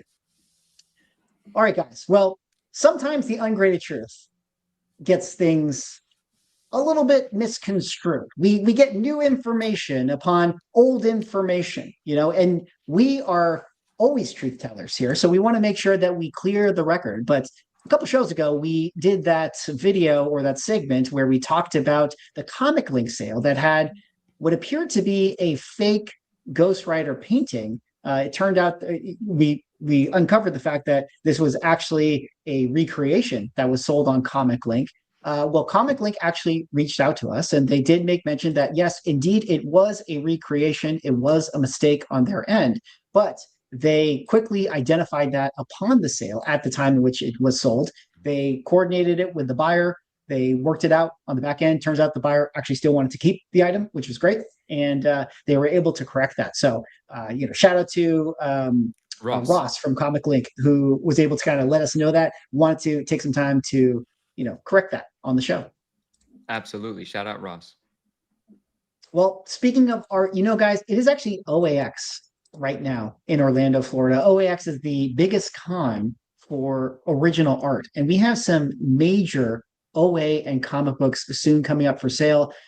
I thought it might be worth kind of pulling up, the Heritage Auction Platinum sale that's kind of coming up soon. I mean, it's going to be, by the end of next week, all of these incredible items are going to have been sold. We'll probably do a little bit of a recap, with some of these items by the time we do our next show. But this one features the Vampirella #1 original Frank Frazetta painting, which actually, speaking of Dynamite Entertainment, who of course, now owns the property of Vampirella. But this is a pretty incredible piece that currently is sitting at $500,000. You would think that this is going to go well above $1 million, but it's kind of hard to predict like where some of these things are going to sell. But I don't know. Did you have any thoughts on that one, Ryan? I know you did a video on it. I don't remember what I predicted for that. I would be shocked if it went below $1 million, like shocked. So, I mean, typically, like more often than not, the price a book achieves in the live bidding is 2-3 plus times what it is prior. So like, I'd never get too worked up about like, oh, a price is like really low or something like that going in. Cause I mean, the live bidding tends to jump quite a bit. Like I've done a few videos on them where like I've looked at like the percent, like what the book was at before the live bidding started and what they went for afterwards, and kind of like what the average increase was and that kind of stuff. And I mean, typically you see like 180 to 250%, somewhere in that range. And you have some that are big outliers where it's like 500, 600%. Like it's just like the excitement of the bidding and everything like that. And just like people wanting to wait, they hope they get a deal, you know, like that's usually how it works. You know, it's just like with eBay bidding and that kind of stuff. People wait to the last second to bid. A lot of times you see that on all of these auctions as well. Yeah. We also have a bunch of Todd McFarlane pages. Man, that thing is for so sale, too. That's Spider-Man. Dude, I that understand the thing's amazing. Vampirella is worth way more. I would rather have that. So See, for me, it's the Jim Lee X-Men. That was like the second one. The Oh, is there a Jim Lee two-pager. X-Men one? Yeah. I didn't know. It's Yeah, the the two-pager. splash page right here. That one is awesome. Yeah, That's never It's mind. awesome. Yeah. Like I X-Men- love X-Men I that. didn't realize 11. that was in this. Yeah. This one is a amazing page. I mean, like this, pretty iconic. I vividly remember this one, looking at it as a kid. What a piece, bro. Because I feel like that's like for our era, you know, like that type, like the Jim Lee stuff, the McFarlane stuff is just like peak. And like I really like for me, like I actually like the Jim Lee art. Swag, throw a more. 225 in there. And I think that's because I was much more into the Jim Lee stuff when I was a kid than I was into like Spawn or anything like that. I mean, like, it's gonna go for more than that. You're safe then. Just defensive bid the thing. What's the problem? Yeah, don't get canceled. There's no way I'm not even like, even though I'm fairly confident what I'm not throwing in any type of bid like That's that. the way. No way. I joke, guys. Ryan, Because every Oregon. once in a while something happens where like no bid, Yeah. more bids come in, and then you're just like, Oh gosh. I think if I you was won that for about to- 225K, you'd probably you there would be a minute where you'd be like, "What have I done?" And then you'd probably be like, "Okay, Well, maybe I actually got a steal on that." Kilted says no. but it's all about like, payment option. do you have the funds available, or can you put together enough books to like, or stuff to give to Well, you're Heritage not to poor, cover so it? you should. This Listen, shouldn't be a problem yeah. for you. When you're not poor and you're sitting on tons of copies of Dork, I absolutely have the money to buy the Jim Lee piece. Oh, Yo, God. but Heritage does offer like a 6-month payment plan. You just have to call them on it. They make the arrangements. There's like they charge a small amount of interest on it, and there's a deposit up front. I think it was 20%. I don't remember, but I think they offer like 6 months payments. So you I have think plenty of time to offload all your absolute ones to pay for it. Yeah. Yeah. Or you can consign with them. Like, what if I just gave them all of my Darkhawk ones? You know, That'd cover it, bro. You're super good. You could pick up the McFarlane and I the can You give have them like at least like a short box of them. Manu will pay for it Yeah. for you after his Malibu sells. You know what? Let's hope. Yeah. Well, some pretty incredible art, you know, with OAX. And then there's also a lot of, you know, comic books, of course, that are going up for sale. The most notable ones being this Detective 27 that we talked about in a prior show that currently now sits at 1.5 million, which I believe was the previous price that this sold at. Is that correct? I don't remember. I don't remember. It was like 1.5 or 1.8 somewhere in Okay, that so in that range. we're somewhere within the previous sale. We think that it might go to 3 or 4 million. But to me, the big story is I feel like this is going to be a big what do we call it, pace car or test case of what this year could look like. I mean, this auction is absolutely stacked. Like there's so many huge keys in this. I mean, we're obviously showing the most expensive stuff, but even your like mid-range, there's like tons of great, you know, 4-figure books. There's tons of great 5-figure books. And then the art is also stacked as well. And there's another Comic Link auction that's going on right now that has a ton of great monster comics and stuff. So you just wonder, it's like, there's a lot of great stuff going up for sale. Is the high end going to show up? Like, is the high end ready? There's a lot of competing items. So I don't know. You guys have any thoughts on any of the books in here? I mean, I know one person on the panel has one thought about a certain book that we might talk about, but I mean, I'm honestly, one of the biggest surprises to me is where that Action Comics 1 is at already. The green label, the fourth one over, like it is, because really what that is a 0.5, because I think it has a married centerfold or something. So it's a 0.5, but it's a 2 green, you know, a 2.0 green label. I'm pretty sure it's just like a married centerfold. So we had that other 0.5 that was missing the back cover. And it was definitely, copy. yeah, it looked way worse than this copy. one, but that sold for like just over 400,000. This one is already above that. And so I had said, when I talked about this one before, I would be I think it would be an exceptionally strong sale if it broke 500,000, and it's already like at 415. You know, like that is because like when you start looking at it, you look at what is that versus like a complete copy, you know, and so I'm pretty surprised by that one. That book alone stands out to me the most out of probably all of them. This one to me is the interesting one, the 6.5 Superman, because of the fact that we had the $9 million sale for the Superman, and then we had like I think the prior sale for this was around what it sits at right now, 500,000. And then if you're kind of like doing the math, like, yeah, maybe it could get to like 8 or 9, like maybe it gets to 1 million because a 7.0 is like 1,200,000 or whatever. The point I'm saying is that this to me is like a good kind of pace car of like, oh, how much more of a premium are people willing to pay to get their hands on, the Superman copy right now in the wake of some of the prior sales. But like they're really like But, it's a lot of like the best copies we've seen of things in a while. I mean, there's some. I mean, I always think it's kind of funny how many times that All-Star 8 has traded hands over just a few years. But yo, what's an ASM 59.8 go for? Love that book. Well, the last sale I think was around like 90 or 95 or something. What an awesome book. But yeah, that one's always the question of like all the other grades have dropped, since that sale. So what's that one actually going to do?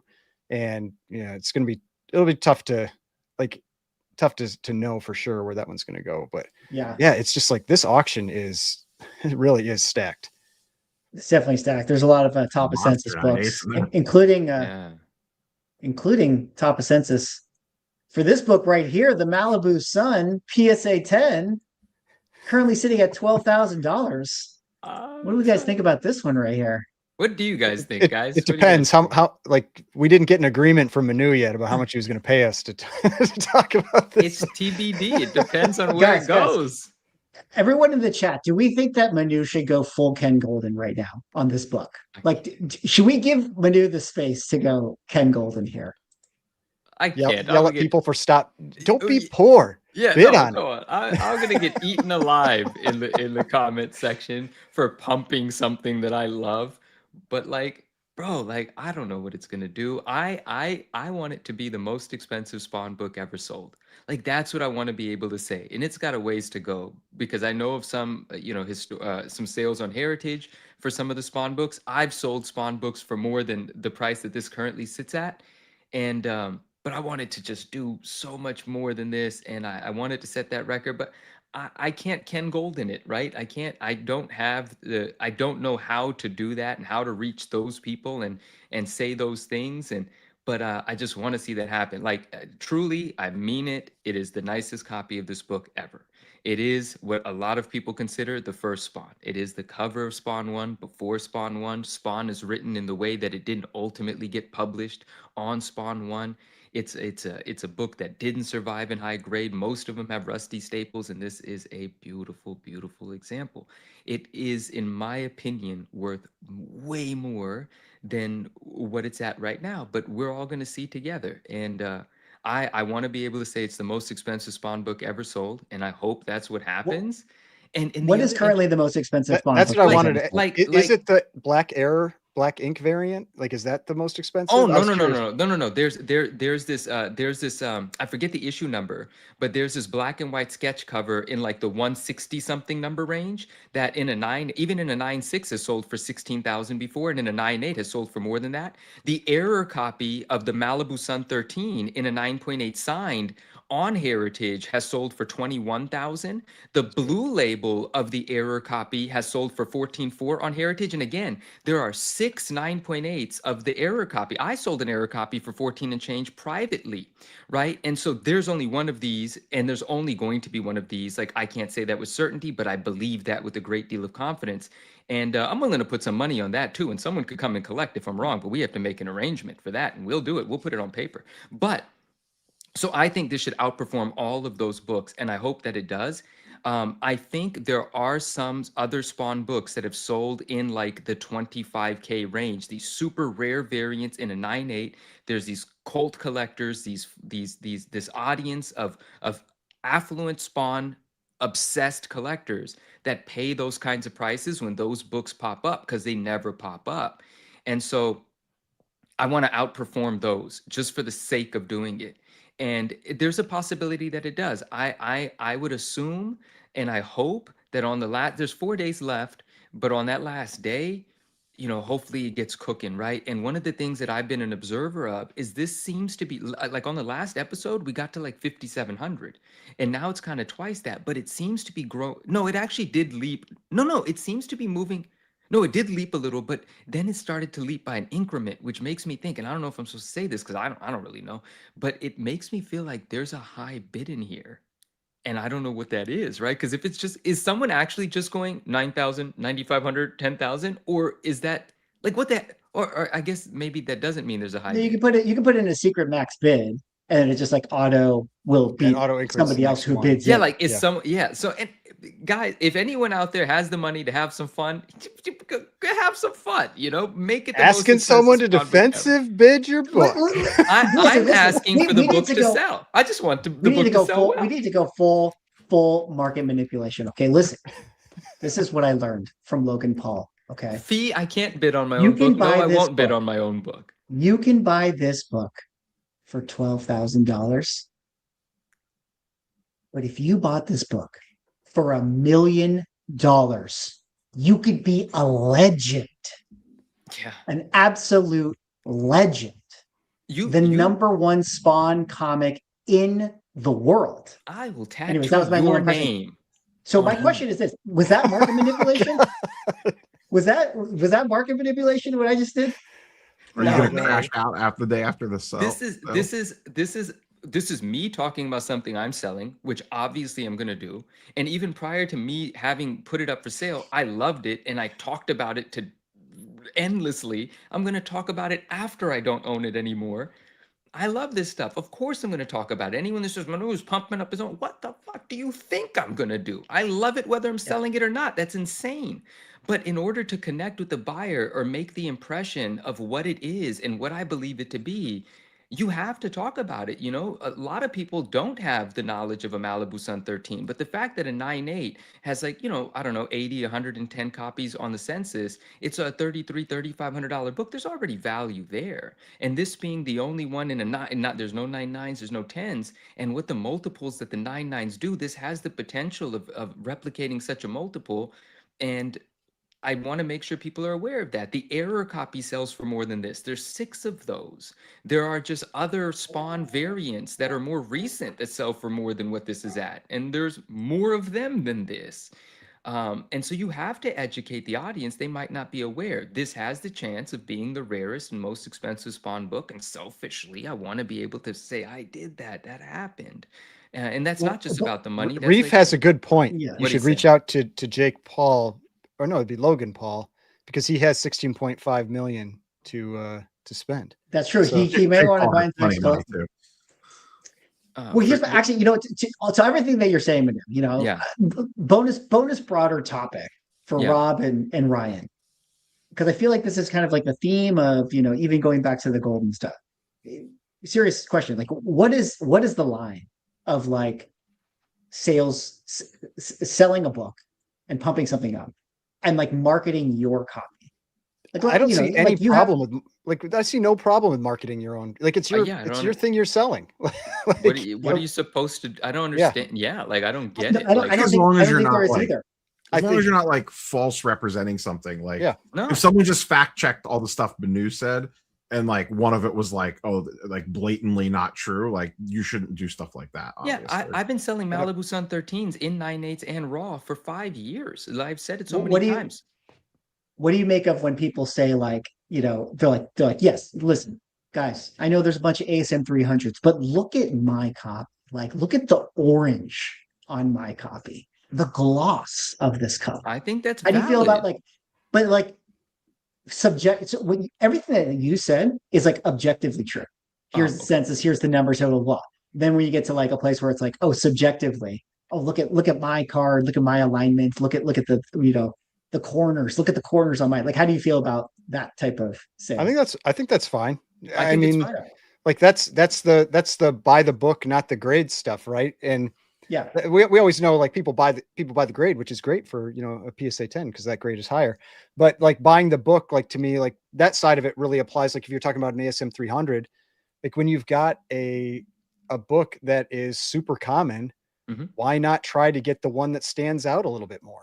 The one that's a little deeper red, the one that doesn't have the chipping, like whatever it is, like the little things that can make your copy just a little nicer that, than the other ones that are out there. It kind of exactly, and it kind of goes into even when we were having the signature conversations. The look of the signature can affect how much it sells for, or how much you might ask for it. I mean, eye appeal, whether it goes against the actual grade on the label or not, is a real thing. The well-centered copy, the Iron Man books, the first Iron Man. We talk about, you know, the table or the quotation marks, right? The ones that have both of the quotation marks sell for more.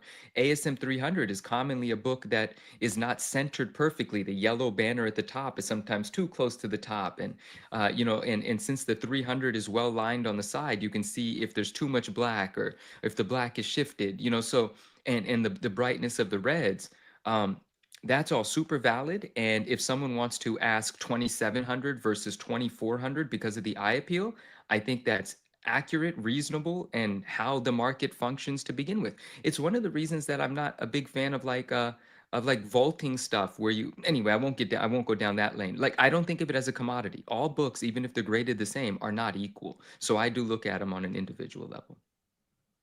I have a question. Manu, what is your plan for like your day as this thing winds down? Just besides to be a nervous wreck, bro. Like, I don't have a plan. Even if I had a plan. Are you doing a live stream? No, are you going live? Are you going to go to the coffee shop? Are you going to go for a walk? Are you going to like unplug from the internet? Or are you going to be like this? I'm going to be on my sofa with the coffee, and because I'm a very anxious person, so I'm just going to be very anxious. It's just like, I don't even know, bro. Like, it's fun for me, but bro, I'd be stressing because like I want the thing to, you know, like I'm trying not to, but it's like, come on, where's the rich people? Just bid, dang it, just do it. You know, and it's just like, it's just amusing to me, but it's also very stressful and very anxious because it's gonna do whatever it's gonna do. But I will say I'm already grateful. Like, I'm already grateful. I want it to just be amazing. That's all. I'll say that I might do a live stream of it. Perhaps, Manu, you're gonna have to come on the live stream. You know, if you do a live stream, I'm not gonna say no, but like I'm gonna be very reserved on it. I'm just gonna be like, oh, guys, gosh, please, something great happened. So I just don't. We could see a crash out. That would be. Yeah, that's what I want. I want to see. We need the raw and unfiltered version. Damn you, pores! The real human reaction. Actually goes down. Oh gosh, dude. Yeah, no, just yeah. I mean, if you do a live stream and I'll be there. I'm just gonna be very reserved. I can't. I'm gonna try to. I don't know Heritage super well. Will this be like one that's like the guy's like actually has it next to him and is like talking about it, like when it winds down? Okay. Yeah, it's gonna have like manage their lots or where this one was at. Yeah, it's gonna have the live auctioneer. There's gonna be the gavel, I think, or the hammer. You know, it's gonna have. There's no gavel. Okay, there's not. Sorry, guys. I'll do the gaveling, guys. I'll be live with swag. I bet you their stuff would sell for 3% more if they had a guy slamming a gavel. You should pass that feedback along. Yeah, you know, or a gong. Ken had a gong. Yeah. See, point proven. I want a gavel if I sell something. I want to hear that thing. You know. Yeah. Clack on the table. But also, I want to say this because our friends have been super supportive and people have been super enthusiastic about the book. I thank you guys for all of that. I love all this stuff, man. It's the first time I ever sent anything to auction. You know, and in the next couple of days on my Instagram, I'm probably going to talk about the book a little bit more. I'm supposed to. I want to connect with the potential buyers. I don't know who's waiting for the final seconds to throw bids in, but I hope they're out there and I hope they, you know, fight with each other about it.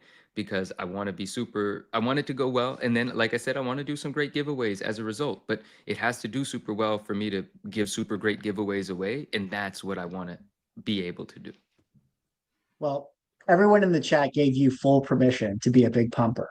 I appreciate it, guys. Just so you know, you are allowed to big pump. But speaking of big pump, you know, and Goldin Auctions, guys, we are 7 minutes away from the close of the Honus Wagner PSA 1 that currently is sitting at $5 million. That's crazy.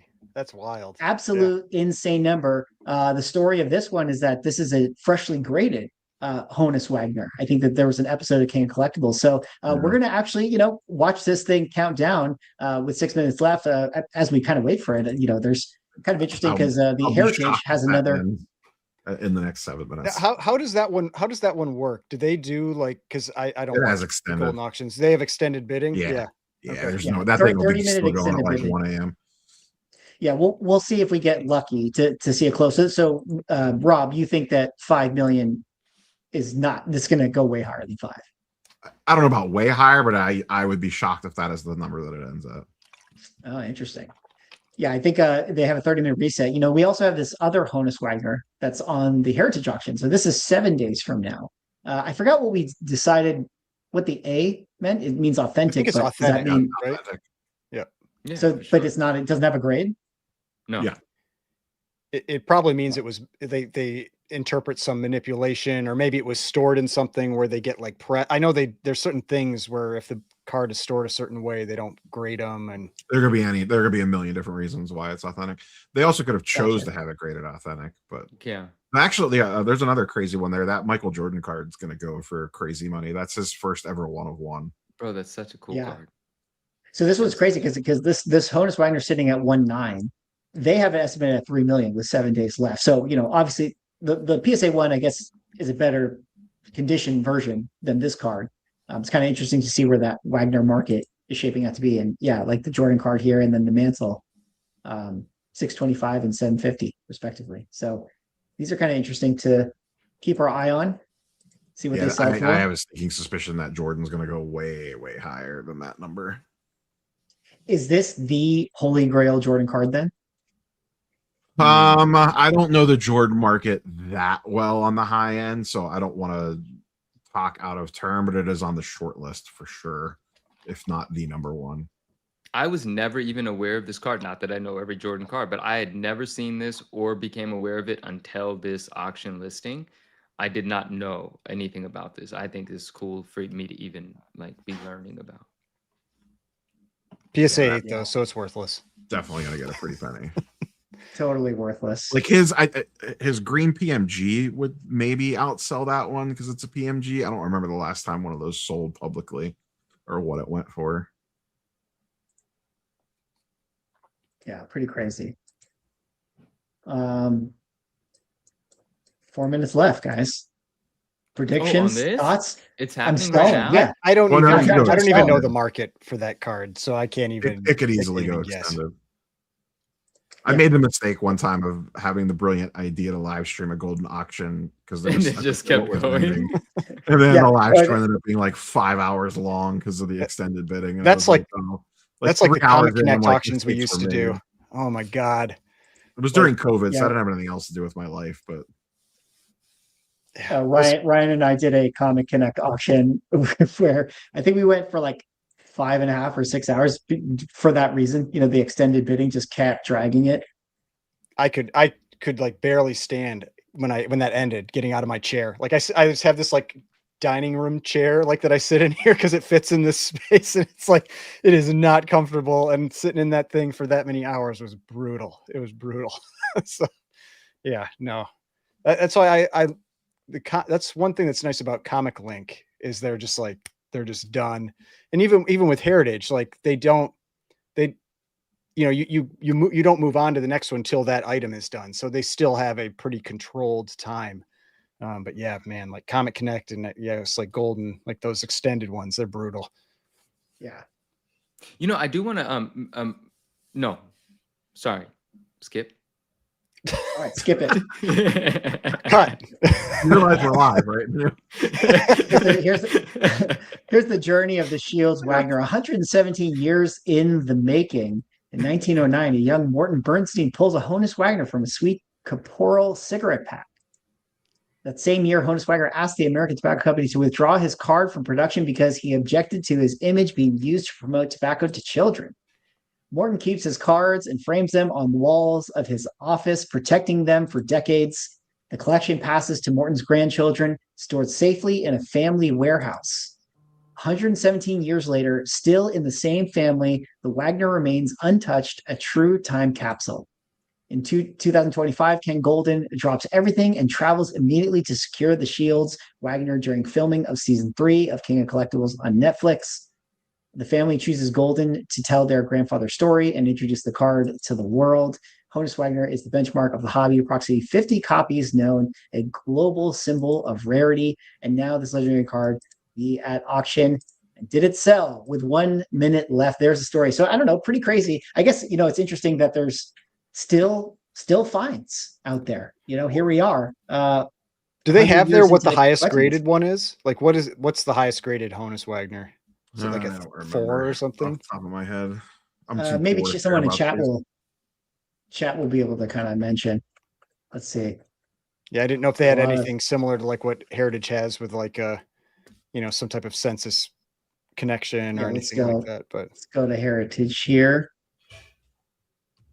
oh no, but see that's an SGC though. That's PSA 8 is the Oh. highest grade, PSA 8. Okay. according to chat anyway. Well, does anyone want to get any bids in? You got 50 seconds left. This I would make this could never afford that. Is this the card that we talked about a few weeks ago? That 4 months I'm ago, too poor. that whole thing.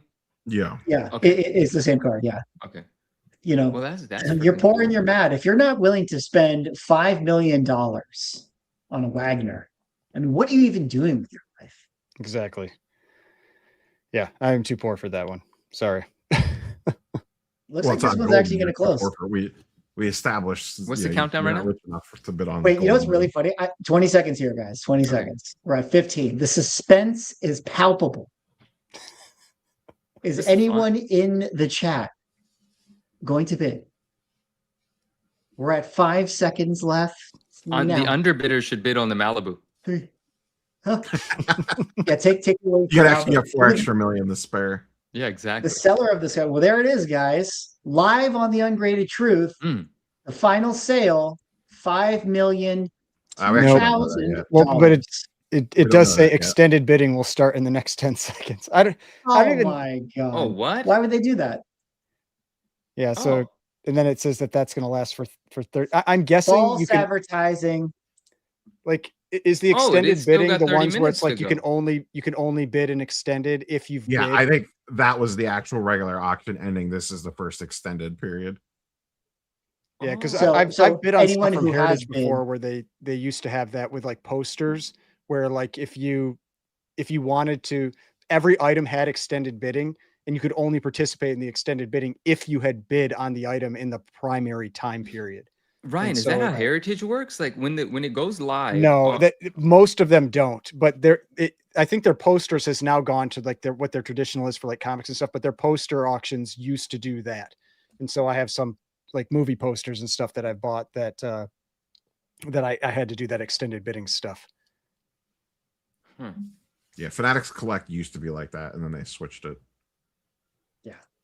Well, we'll have to report back and see when that card actually sells and what it actually goes for. But until then, we have to talk about other collectibles selling like crazy, causing massive lines out there across the states.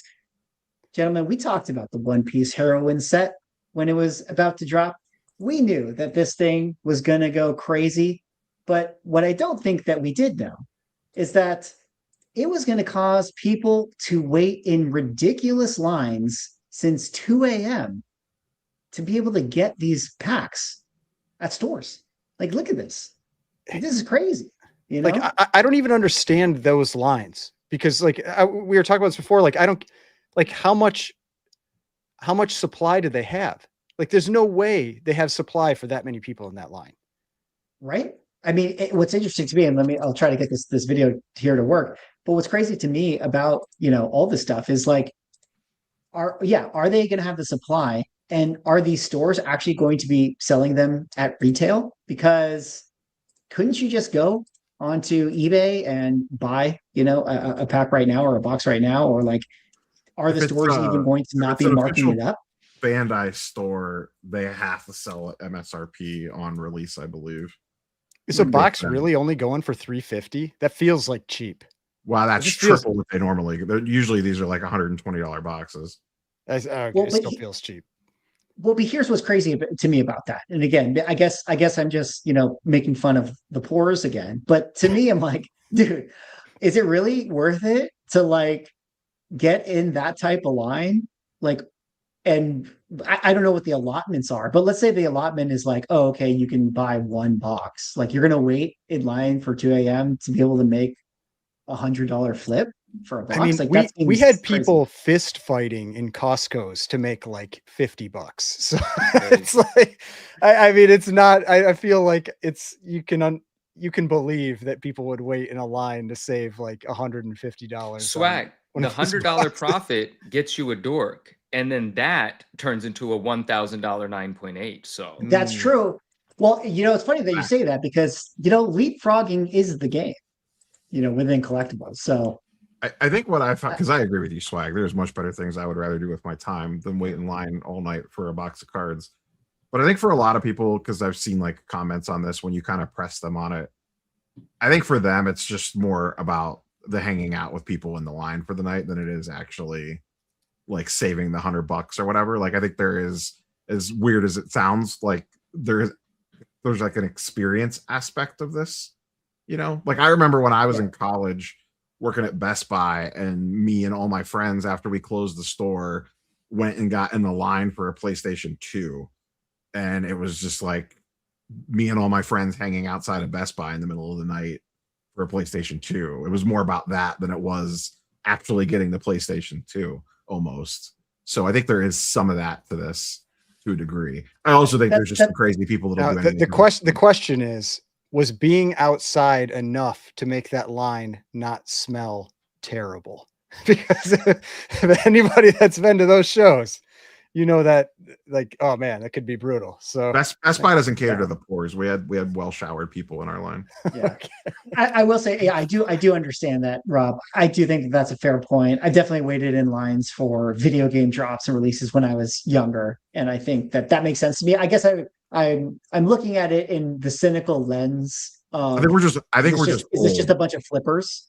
Well, it's, yes, we're old, but also I'm just thinking like, oh, all these people are just trying to flip it, and that's just me being cynical.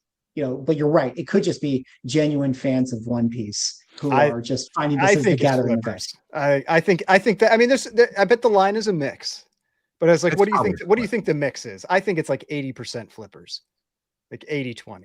That's what I think. I don't know.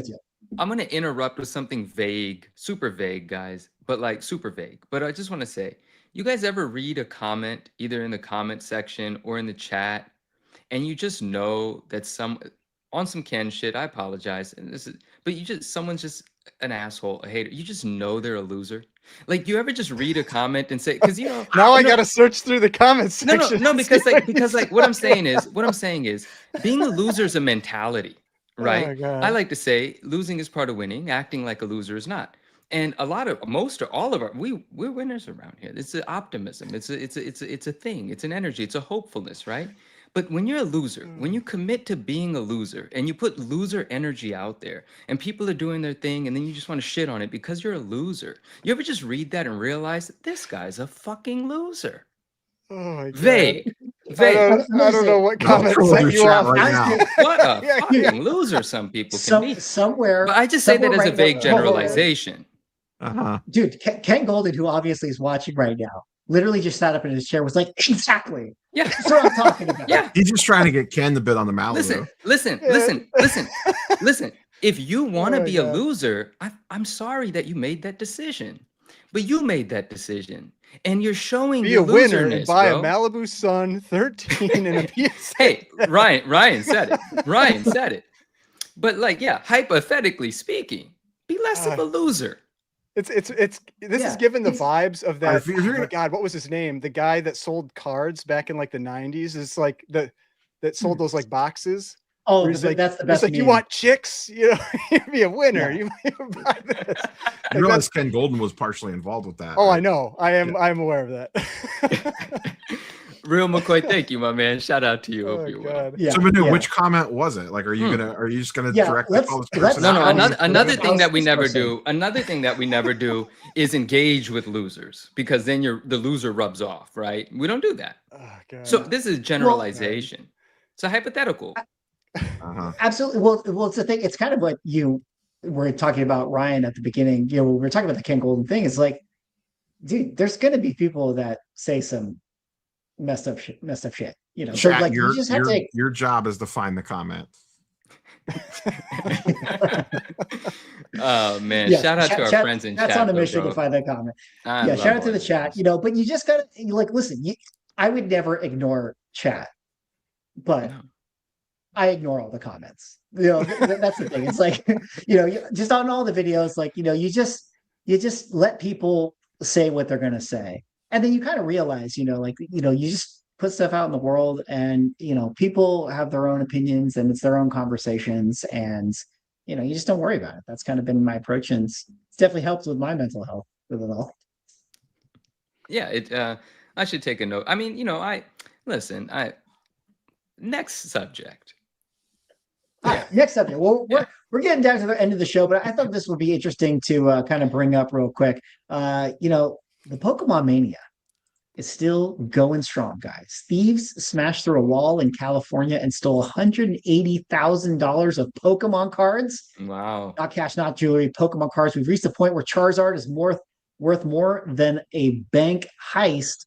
This is actually a shop down in Anaheim. This was like a pretty big story. I mean, like, how these stories are, guys. Like, occasionally you're going to get the Charizards don't have ink packs, stuff. They're going to blow. But I thought that this was, I thought that this was pretty crazy. Like, these guys came in and they they broke into another building and then smashed through the wall of an adjacent store to get into the Pokemon shop.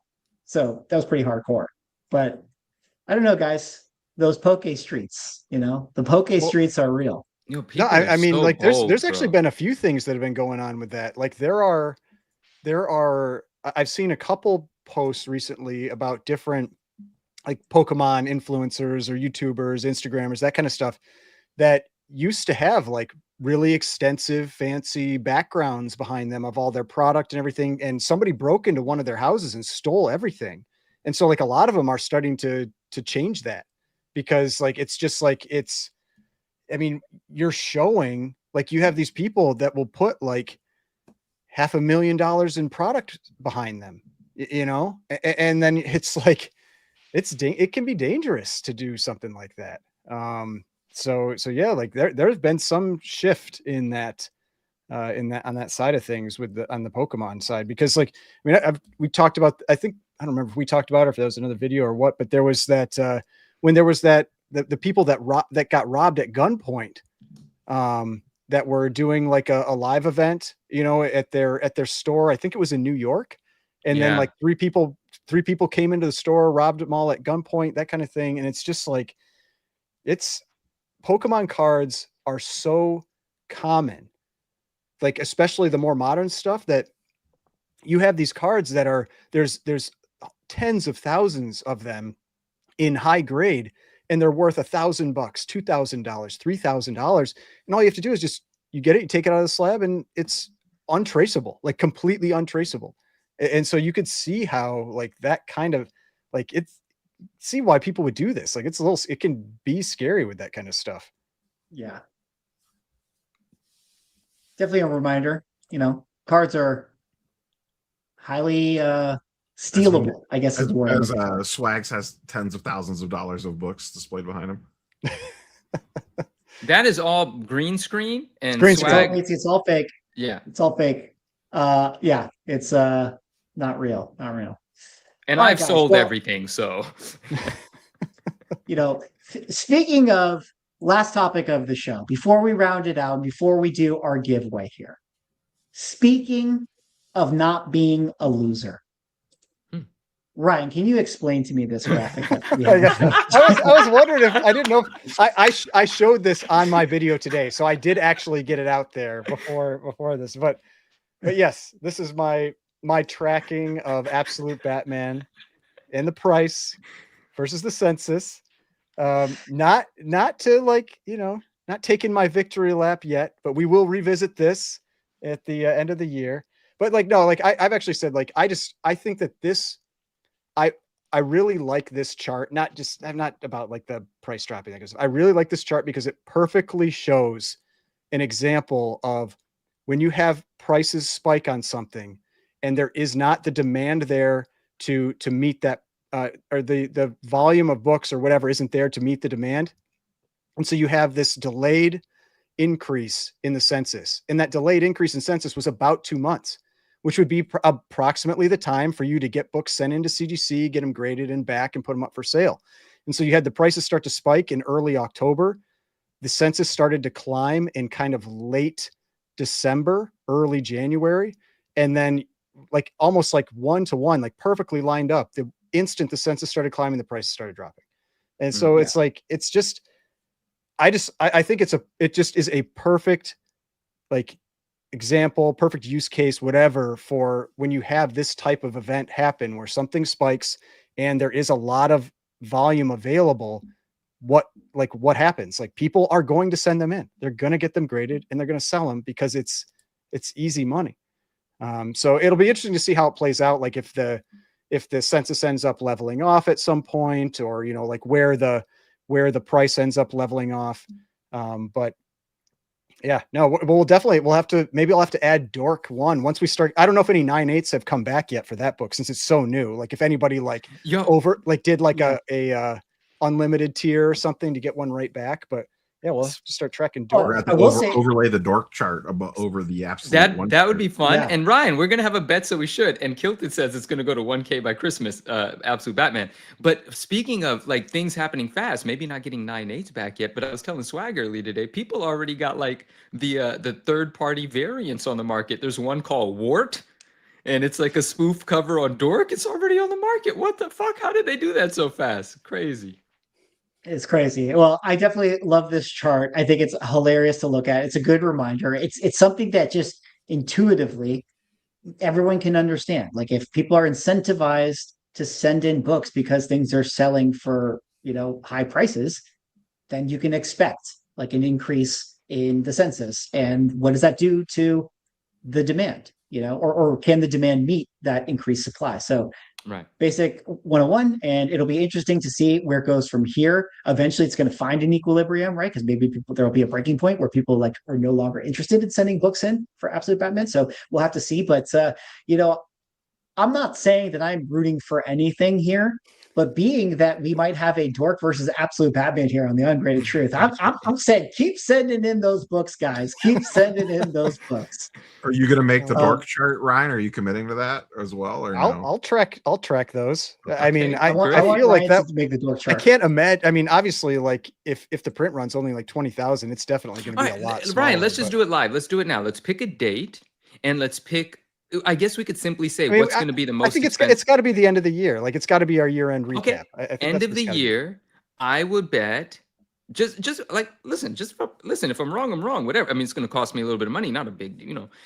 If I'm going to bet that Dork is going to be the more expensive. I love Absolute Batman. Don't get it. So you're saying Dork 1 cover A 9/8 more expensive, selling for more than an Absolute Batman 1 cover A and a 9/8 at the end of the year. That's such a long time. That's enough time for it to do this, though. That's like, the whole point. That's the whole point of this. Because that's enough time for Batman to do this and then do this again. Now you're second guessing yourself. Fucking A. Listen, I'll take the bet just for fun. Believe in it. No, I'll take the bet just for fun. 5% Dork, of the Malibu Sun sale. Don't stop it. Dork higher. What's our bet, Ryan? Like how much you want to put on the line here? Dollar amount.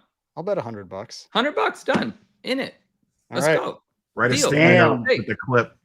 I love Swag. it. You'll need this for the end of the year show. I love it. Yeah, absolutely. Well, while these guys, marinate on their bet, we do have to do our giveaway before we totally wrap up. Remember, shout out to Dynamite Entertainment, who sent me a bunch of these cool variants. Actually, what I'm going to do really quick is just show you guys. We got a Sheena right here, a little risque cover. We got a Red Sonia. Don't get us demonetized. Variants. Yeah. We're not going to talk about what we actually see. Hopefully, Google does not have the detecting capability. We have a Victory cover right here. We got a Deja Throis, or whatever you call it. And then my favorite one, which is this one right here. This is a Vampirella. That looks cool, right? So you got a bunch of cool books, 5 books here. Damn, it's a good thing. Giveaway. Nice. It's a good thing I got that super chat so I can, pay you USPS to send it to everybody. Yeah. So here's what we're going to do, guys. I'm just going to pick 5 winners.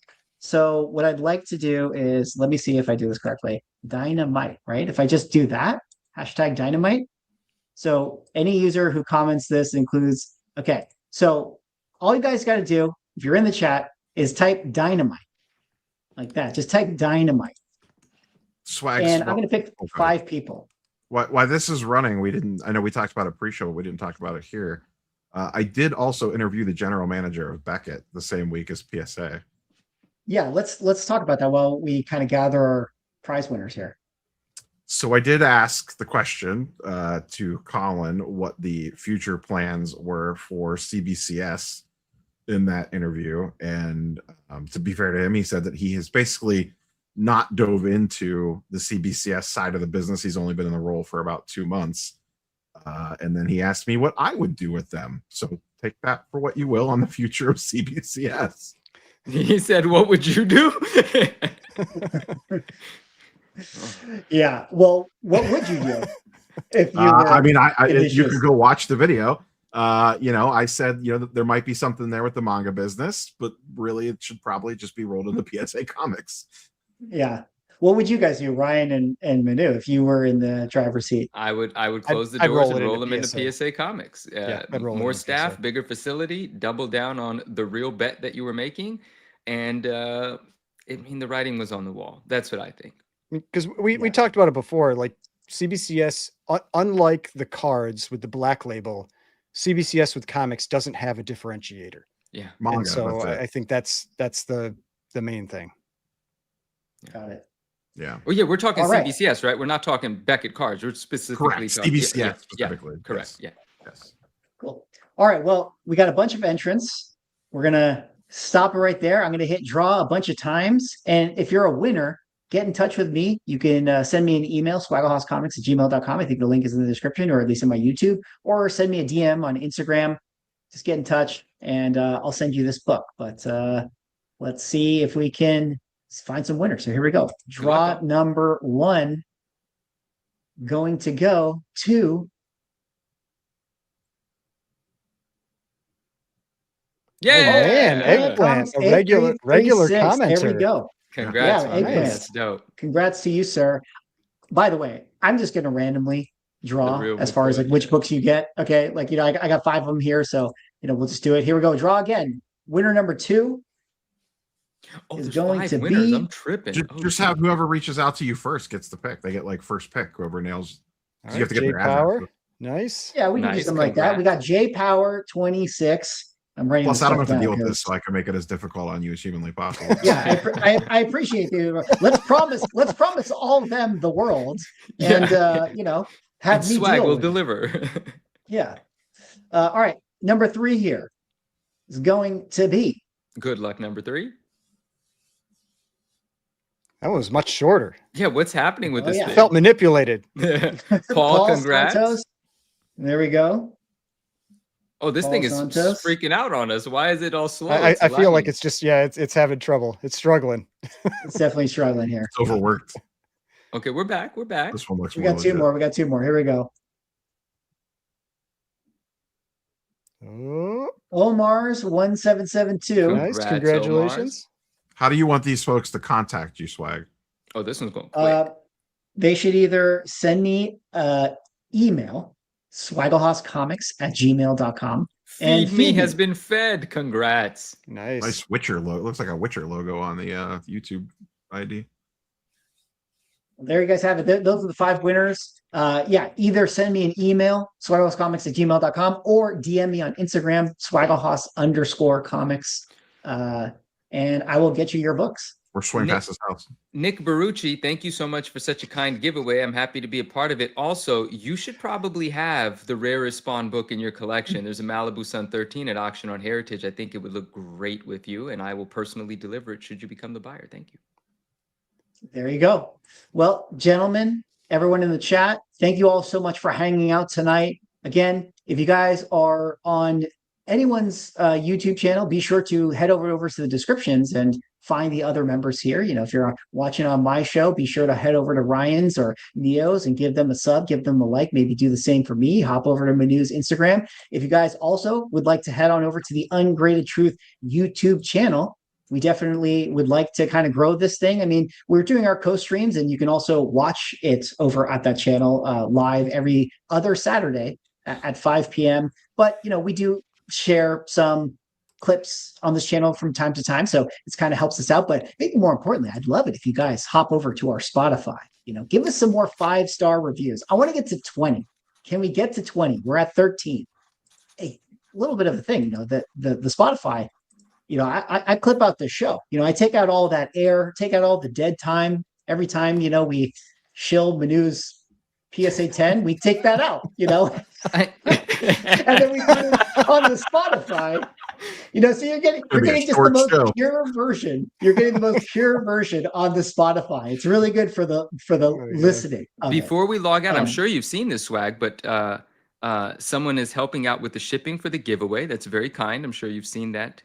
I just saw this. Yes. MDRN Samurai with a $20. Great show, guys. Some help for the shipping for the winners. Much appreciated. That's very cool. Thank very, you. very kind of you. And just to remind, and Nick says, reach out to me, 99, and I will, Nick. Thank you. I appreciate that. I'll shoot you a DM. I think we're connected there. We are. I'll shoot you a DM. Thank you. Yeah. All right, guys. I want to say once again, shout out to cbbauctions.com for sponsoring tonight's stream. They also have their auction this Saturday. Head on over, check them out. Until then, guys, thanks so much for hanging out tonight, and we will see you all in the next show. Peace. Detective Comics set a record for 1.8 million. Nobody really cares. Who are annoyed that people are asking them questions, is this book banned? That question didn't exist a year ago. Somebody's submitting like 25 vintage books and getting 15 9.9s. We always think, how can it ever get crazier? And then it always does.